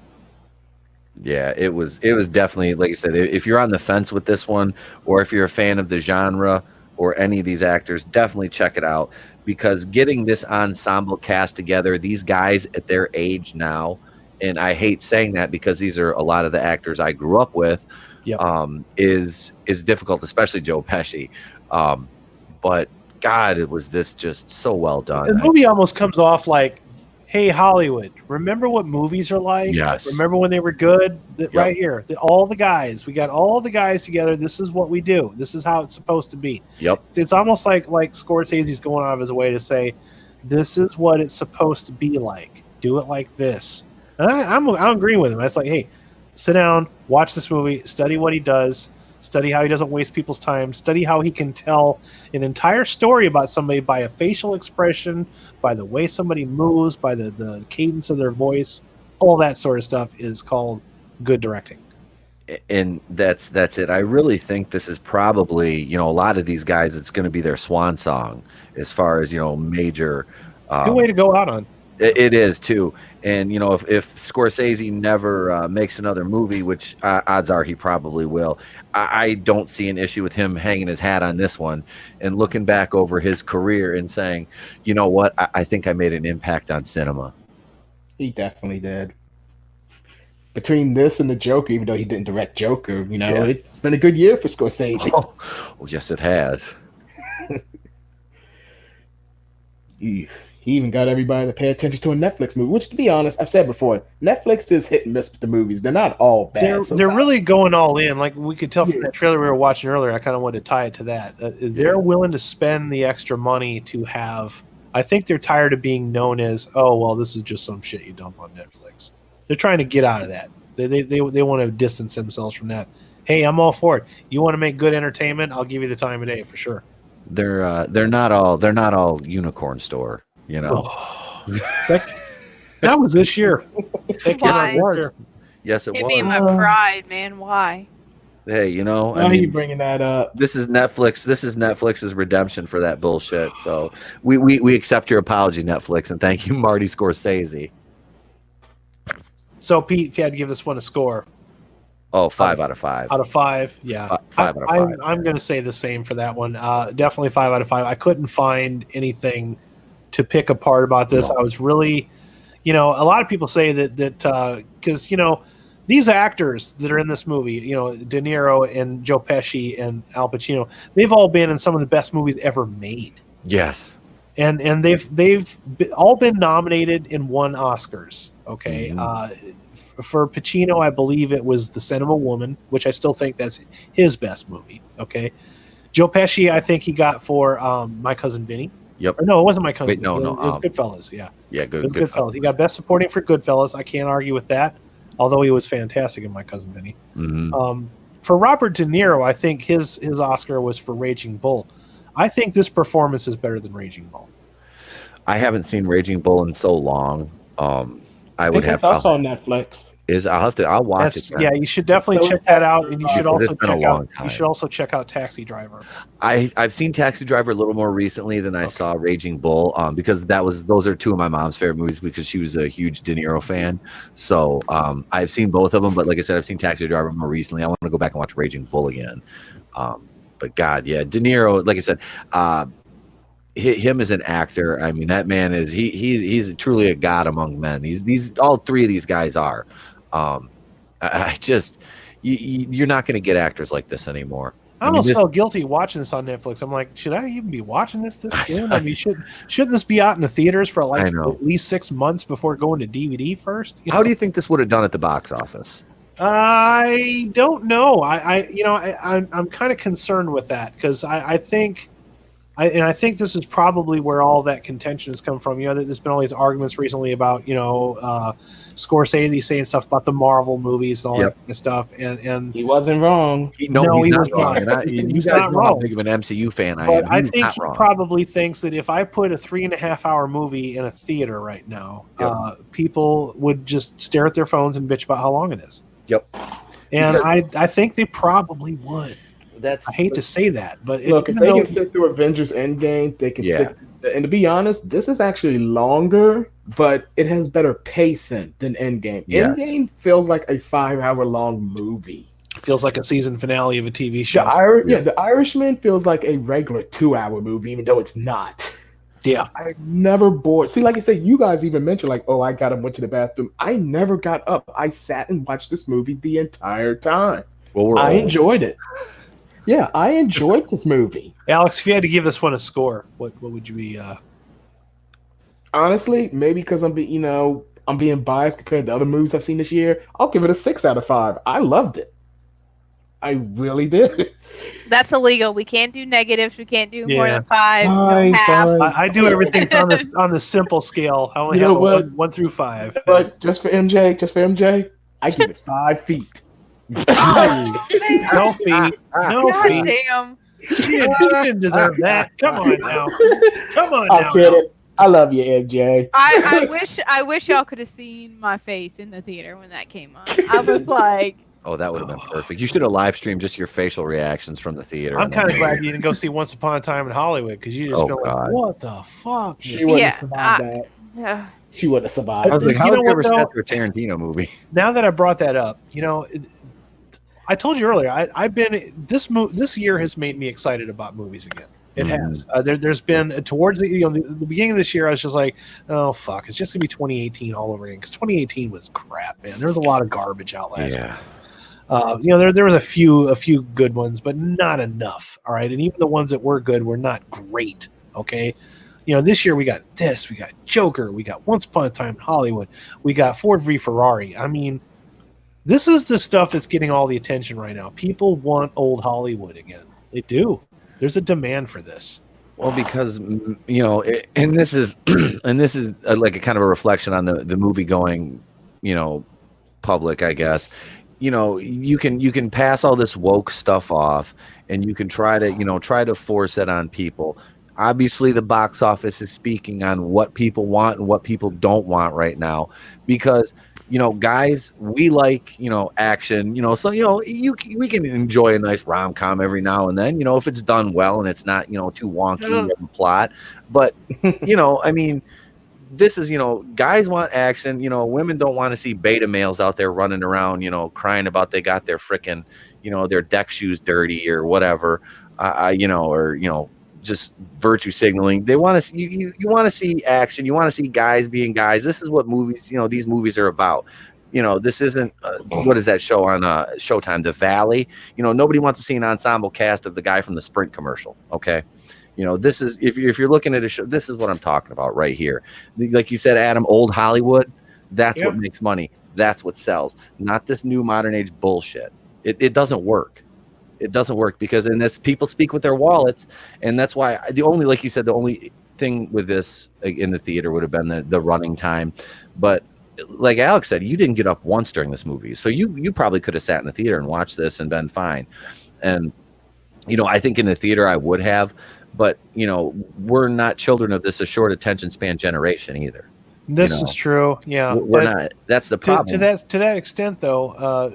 The movies that are making all the money are the ones that are old Hollywood. So, and this has always been my argument is, old people's money spends too. Yes, it does. It spends the same way. In fact, most of us older folks got more of it. Just saying. So, well, share the love, buddy. Yeah, that's right. I try. I do, but I'm making a point going forward though to try to see more movies, and I like to give everything a fair shake if I can. I can't see all of them because like the thing I ran into with Thursday was friggin' Playmobil's at 4:00, and then Dark Waters is only showing all day at 7:00, and there was nothing playing after either one of those movies. And there was nothing before him, so I couldn't squeeze. If I could have squeezed a triple feature into Thursday, I would have. But I just logistically, it was impossible. So that was the day I had time to go this week. I wasn't gonna go back a third, and even so, what the hell else came out this week that I was gonna want to see? Freaking nothing. I'm like, right. It's pretty. I'm looking forward to next week, honestly, because Jumanji drops, Bombshell, The Richard Jewell. I want to see all three of those. Uncut Gems comes out. I know we haven't really talked about that. I'm kind of interested. I might give that. We could talk about Uncut Gems. We got some time here. We're not going too far over. I'm gonna pull up. I can't decide if I want to spend the time or not. So I might just. I do, and I'll tell you why in a second here. We're actually going to do, and this is something else, folks. I've kind of been talking to the guys about this. We were going to maybe not do coming attractions again next week and just do trailers before we do our review. Like, here's the trailer, here's the movie, here's the trailer, here's the movie. If you guys strongly object to that, let me know in the comments. We'll definitely take your feedback under advisement. But I want to pull up this Uncut Gems trailer because I think we watched this on either this channel or on your show. I'm trying to remember. But yeah, we're gonna watch because I don't know that we watched it. I don't think that we have. Maybe I wasn't on. I haven't. Maybe not. Maybe I just saw it in the theater. It's with the holidays and everything. It's like everything's starting to blur together. I apologize. Let's stop that and share this one. Okay. So Uncut Gems. I know what you guys are gonna think right away. Oh my God, Adam Sandler. Yes, Adam Sandler. But watch the trailer and then let's. But I know I'm confused because I think that too, and then I'm like, well. How you doing, Holly? Well, I'll tell you what I know. It's the dumbest fucking bet I ever heard of. I disagree. Gary.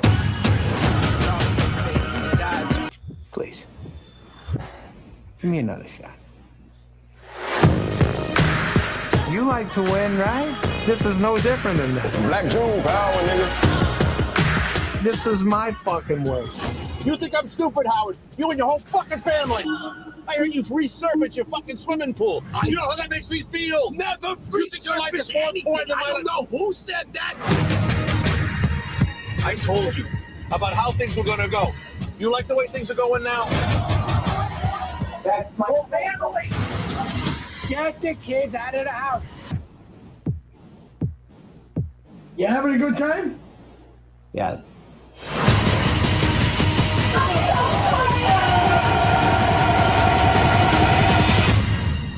This is me. This is how I win. KJ, it's game night. You should be stretching out. What is he, a coach? Nah, he's just a fucking crazy ass Jew.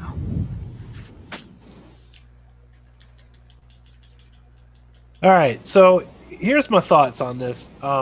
If Adam Sandler wants to break out of the formula, which is straight to Netflix, produces a movie, hires all of his buddies to be the cast, okay, goes to someplace tropical, films some stupid bullshit comedy, all right, puts a lot of product placement in there, all right, makes fun of a particular group of people, and then at the very end of the movie makes it about defending that group of people just so that he can make an excuse for making all those jokes in said movie.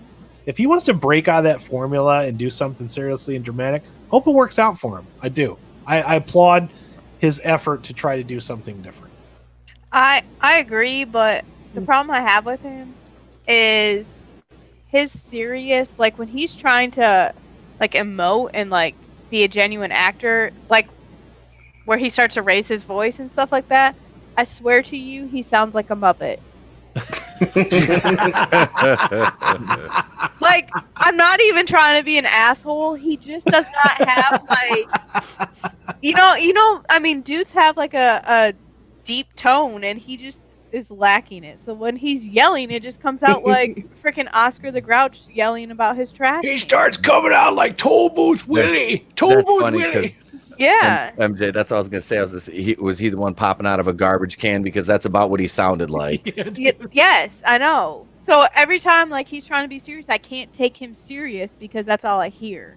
I mean, it's not like it's his fault, not anything he can do, but it's just I have a hard time with him in those serious roles. So the other side to this is, okay, one side is that he does this and he knocks it out of the park. The other side is he does a really terrible job, like MJ's talking about, okay? And it's so bad it's like another Fanatic with John Travolta, in which case it's also a good movie to be excited about. This just looks like it's Who's Your Daddy with more of like a dark, it's got the NBA it's a dark stuff version involved. of Who's Your Daddy? It's the more dark tonal version of Who's Your Daddy. I mean, this is what happens when he opened up a jewelry store. Maybe I'm in. And had a maybe I'm addiction. maybe I'm a minority. I want to see him break out of that rut, because it's like there's some people. There's some people that have left comedy that I want them to go back to comedy. Adam Sandler is somebody I want to go away from comedy and be done with it, because his version of comedy has not been funny in years. Not since the late 90s. No, that's why I'm debating. If it has like a good time slot where I can make that work, I might catch it. But I just don't know if I want to. I'm kind of scared a little bit. Well, you know what? We'll make a deal, MJ. I think what we'll do is you see a couple, and then I'll see a couple of different movies. That way we can cover all of them. How's that sound? We'll coordinate it. Yeah, because I kind of want to see Uncut Gems. I it's like the underdog. I'm rooting for it to win. I want it to be wrong and surprise everybody. I don't know why. I don't know why I'm giving Adam Sandler a chance. I really shouldn't, because maybe it's because part of me, I used to think he was funny way back in the day. And see, like Jim Carrey, he left comedy to go do serious stuff. I want him to go back to comedy again. Yeah. He has tried. Yeah, he has tried the last couple of years. Kick-Ass 2. Who are we kidding? He's going to be a comedic character in Sonic. Oh, absolutely. I'm kind of hoping that you go to Sonic just to watch him be Jim Carrey again. Another one's Will Smith. Will Smith left, like he did kind of like comedy action. Now he's going to do another Bad Boys, and I'm excited as hell to see 90s Will Smith come back again. Yeah, when Will Smith started doing like the clean stuff, now, like you said, he's doing an R-rated movie again. So I think what Adam Sandler needs to do to be funny again is he needs to leave comedy for a while and go do his serious thing and actually make it work. And then when that doesn't work anymore, he goes back to comedy and suddenly he's funny again. I don't know if that's possible because the problem with Adam Sandler is when he was younger, he could pull off that drunk frat boy shit. Now he's too old to do that shit. Now you just look like a crazy old man. When it doesn't work at 50. No, it looks really bad. Yeah. It's not a good look. If Adam Sandler wanted to, he probably could still be funny. I think the problem is he's like Bruce Willis. He doesn't care and he's just really lazy. He is. He's extremely lazy when it comes to comedy. Just like him and Kevin Smith, they don't even fucking try, man. No, all Kevin Smith does is just cry and fall down a lot. That's it. That's all he does. Yep. Fatty go boom. That's that fatty go boom humor. Offends me. It offends my, I want to see my fat representation. I want to see all fat people in movies be stupid. Kevin Smith. You mean Kevin James? Kevin James, I'm sorry. Okay, I was like, Kevin Smith. Yeah. I'm like, okay, no, Kevin Smith I like. Yeah, that's why I said Kevin Smith. All he does is fucking cry, but we're talking about Kevin Smith makes terrible movies, but I still like him as a person. Kevin James is an asshole, all right? And all he does is, I meant to say Kevin James. All he does is fat, fall down, ha ha ha. It's the same shit. It's the same shit Melissa McCarthy does. They're like one and the same person. It's Melissa McCarthy is Kevin James in a wig, okay? Yeah, they are. They're two sides of the same coin, dude. I just don't care. Yep. But anyways, I don't know if anybody has anything else. Anybody got anything in the chat? Anybody? Going once, going twice? No. I think this is probably a good place to take it home. So what are you guys looking forward to coming out this year? I know we ain't got much left, but are there any movies coming out that you guys are excited about? I cannot wait to see Cats. They are tormenting me. They're doing a live Nashville Cats production. And it is in all the newspapers, all the magazines, all the... I'm like, if I have to see this damn thing one more time... You're excited about that one. Cats and... I hate Cats. I get to end the year with Cats and fucking episode 9. Ugh. I already said I'm really excited for the next couple movies this week. Those are two movies that I'm not going to see. I don't think I can sit through Cats, man. I'm not going. I'm sailing the high seas and watching Cats. Yeah, I'm going to see Star Wars. Jumanji. I'll definitely see Uncut Gems. I don't have to see Star Wars, so I'm not going to. I'm just nothing about that remotely interests me. I'm sad to say that, but they've lost their way when it comes to that series of movies has gone way off the tracks a long time ago. So I'm not going to go there. And then the following week we have Bad Boys 3. Yes, that one I want to see. Excited about. Bad Boys 3. I'm going to play catch up. Excited. I'm going to play catch up with those. I'm going to watch the first two before I see the third. Same with Jumanji. I'm sad that I'm sorry to say that I haven't seen those. I just never got around to watching them. I can't believe you've never seen the original one. That one was so good with Robin Williams. Oh man, that movie was good. I just watched that the other day. Oh no, that one no. The original, the one with Kirsten Dunst, Robin Williams. Of course, I've seen. Okay, I was gonna say. I thought the one I haven't seen by original. I mean the previous installment. Okay, I haven't seen the first one. The first one where it was The Rock and Carrie. It's on Amazon Prime. No, we don't have the Amazon Prime. That one, the original one with Robin Williams. It's on my Prime. I watched it like 2 days ago. The one with Robin Williams and Kirsten Dunst is on Amazon Prime. I didn't see the one. Let me look again. Let's see if I'll just go rent it. The video store is a block from my house. Yes, I'll. I have Blockbuster. I went up there at night and painted it to look like a Blockbuster. I was like, I thought it'd liven the place up. No, it's family video. You guys are a trip. I've got spare time. Doing 9 live streams a week. I've got spare time. I'm good. Only 9? God. It was a slow week, all right? Okay, it's on Stars. You have Stars, MJ? Maybe. Okay, that's why you can see it. I don't have Stars right now. I don't know. I just know I watched it like 2 nights ago. Okay, yeah. If you have a Stars, I could do the Stars trial and watch it that way. It was background noise, I should say, but yeah. Yeah, it's on Stars. Yeah, I'm just gonna get it from the library. So I'll watch that. I'm hoping that'll be a good time, But yeah, other than that, I don't really have a lot of expectations for the end of the year from this point on out. I think I've seen like the big major movies that I've wanted to see, But some of those trailers that we watched today, some of them were pretty good. The Netflix one, I didn't care much for the James Bond, but I'll still see it. But I'm very cautiously, skeptic about that one. Mulan and the Ryan Reynolds one with the two Mulan is going to be next year, right? That's coming out 2020. Yeah, 2020. I think that, yeah. I'll see that one because that looks like it's going to be a good movie. Actually, like it's like wow, a real movie based on Mulan. Hello, Disney. There you are. I'm gonna watch the Ryan Reynolds one. I'll be reviewing that definitely. That's for sure, man. That's for sure. Yeah.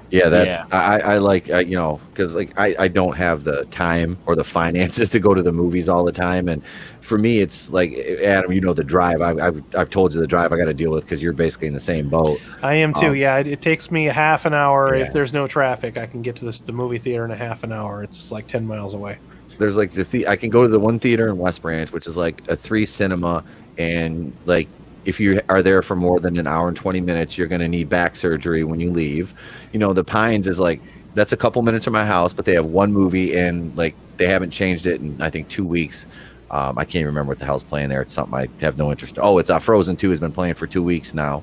So I'm like, get something new. Killing it, man. Get something new and I would go. But yeah, the movie's making so much to the box office, they're not gonna, take that down yet. So, but yeah. I got 2 theaters. I got a one that I like to go to. It's the Cobb Theater. That's the one where the Cine Bistro is. And they've got amazing popcorn there. God, I wish I had their popcorn is so good. Well, their food at the Cine Bistro is great too, but it's going to cost you some coin. But sometimes it's worth it because you just want to be spoiled. Absolutely. But that theater does not have the movie pass, so I have to go to an AMC theater. Okay. Although the last couple times I've been there, I've had excellent service. Popcorn's all right; it's not terrible, But it is a multiplex, and they have pretty much everything there. So I'm not at least going through where I have to drive 3 hours to go see something. I'm glad you didn't drive 3 hours to go see Playmobil, MJ. You would have been like, you would have killed someone. No, I told you I drove to Atlanta to watch Infinity War, but I sure as hell was not driving for Infinity War is an event, and I'm shocked that they didn't play that in your hometown. But they did. It was an event. I get it, but yeah, if you would have drove to go see Playmobil, you'd have been pissed. Oh my god, you'd have been pissed. That's exactly why I wasn't going. Hot garbage. I mean, not that Addams Family was much better. No, doesn't sound like it. That's disappointing to hear that because that sounds like it could have been a double feature. Yeah. Ugh. Fucking Rex, whatever his name is. God, my feelings are hurt now. I know. We made a shitty Addams Family. I know. And then he threw feet in there on top of it. I mean, and then you went and made a generic Lego movie. Oh. Yeah. This is Dollar General Lego. Dollar General Legos that nobody wants. Yeah. Clearance at the clearance store. I can't even knock Dollar General because I was at the dollar store and I bought a tray. They had these little 3-packs like them little off-brand Lego figures, but they work with Legos. Yeah, I saw some of those today too. They were you got like 2 zombies and 1 zombie hunter in a pack, so I got them 2 of those. They're actually pretty cool. Except they don't stay together with his shit, so I reliving your childhood through your own child. Oh my god, yeah, dude. We were at when I was at the vintage store today. I bought him some like the corpse, like the G.I. Joe figure, the dollar store G.I. Joe figures. They had a basket of them, just open. So I bought them like they were 4 for $5. So I picked them up some, they were pretty cool looking sculpts. So he's got some more figures. Fodder, man. Anyways, I want to thank you, panel of guests, for going out of your way to be here on Friday. It means a lot to me. I want to thank you, everybody in the chat, for showing up and then asking your questions and making your funny comments. Everybody that tunes into this episode and watches it post live, appreciate it. Make sure you hit the like button. Give me a subscribe. Also, be sure to subscribe to the Place to Be reviews. They go on Monday nights and Tuesday morning. Is that correct? Monday night, 8:35 Eastern time. Sometimes we're late, but it's always a good show. Tuesday morning, around 8:45 a.m. for an hour to an hour and 15 minutes of just no script, just shoot from the hip fun. MJ, I want to thank you for suffering through Adam's Family this week so that we can talk about it. I feel like we're in the same boat, though, because Playmobil wasn't much better. Wasn't any better. Sounds like they're about the same. Yeah. Just remember, Netflix put out the best movie this week. Yes, it did. I mean, at least your movie had. Mine didn't even Actually, have I that. forgot it was last week. It had a Megan Trainor song. Yeah. So, Ugh. anyways, this has been episode 4. I want to thank you guys so much. Make sure you check us out tomorrow night. We're going to be watching the Star Wars Holiday Special. Yes. God help us all. Are y'all pumped yet?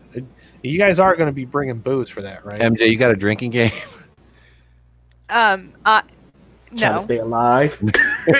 If you can find one, fine. If not, don't worry about it because there's going to be plenty of reasons to drink while you're watching this. I'm just getting my jar of moonshine out, and this thing is 6 years You're- old. You're going to need it. You're going to need it. I got my booze ready. This one is just it's pure.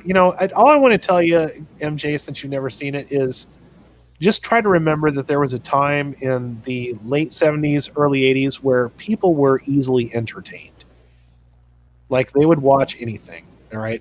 And then even that, You weren't entertained by that. even though But we get to see knowing Boba that, Fett in you're this. going to go into this watching what the. This has more Boba Fett than the original trilogy, does? Yeah, Boba Fett did way more in this than He ever did. in He did. That's the one shining star in all of this mess. Is the This gave us Boba cartoon. Fett, man. Yeah, gave us a Boba Fett cartoon. But Boba Fett was already going to be in the next movie. Yeah. Yeah. This was that weird in between phase, right after the first Star Wars and just before the Empire Strikes Back, and they had to put something out to make some money. Yep. And this was the first example of hijacking Star Wars to make a buck. So we'll join us tomorrow night, 8:30 p.m. on this channel for that. I'm your host, Groovinator, RaidersLostFlix.com. You guys have yourselves a groovy day. Peace.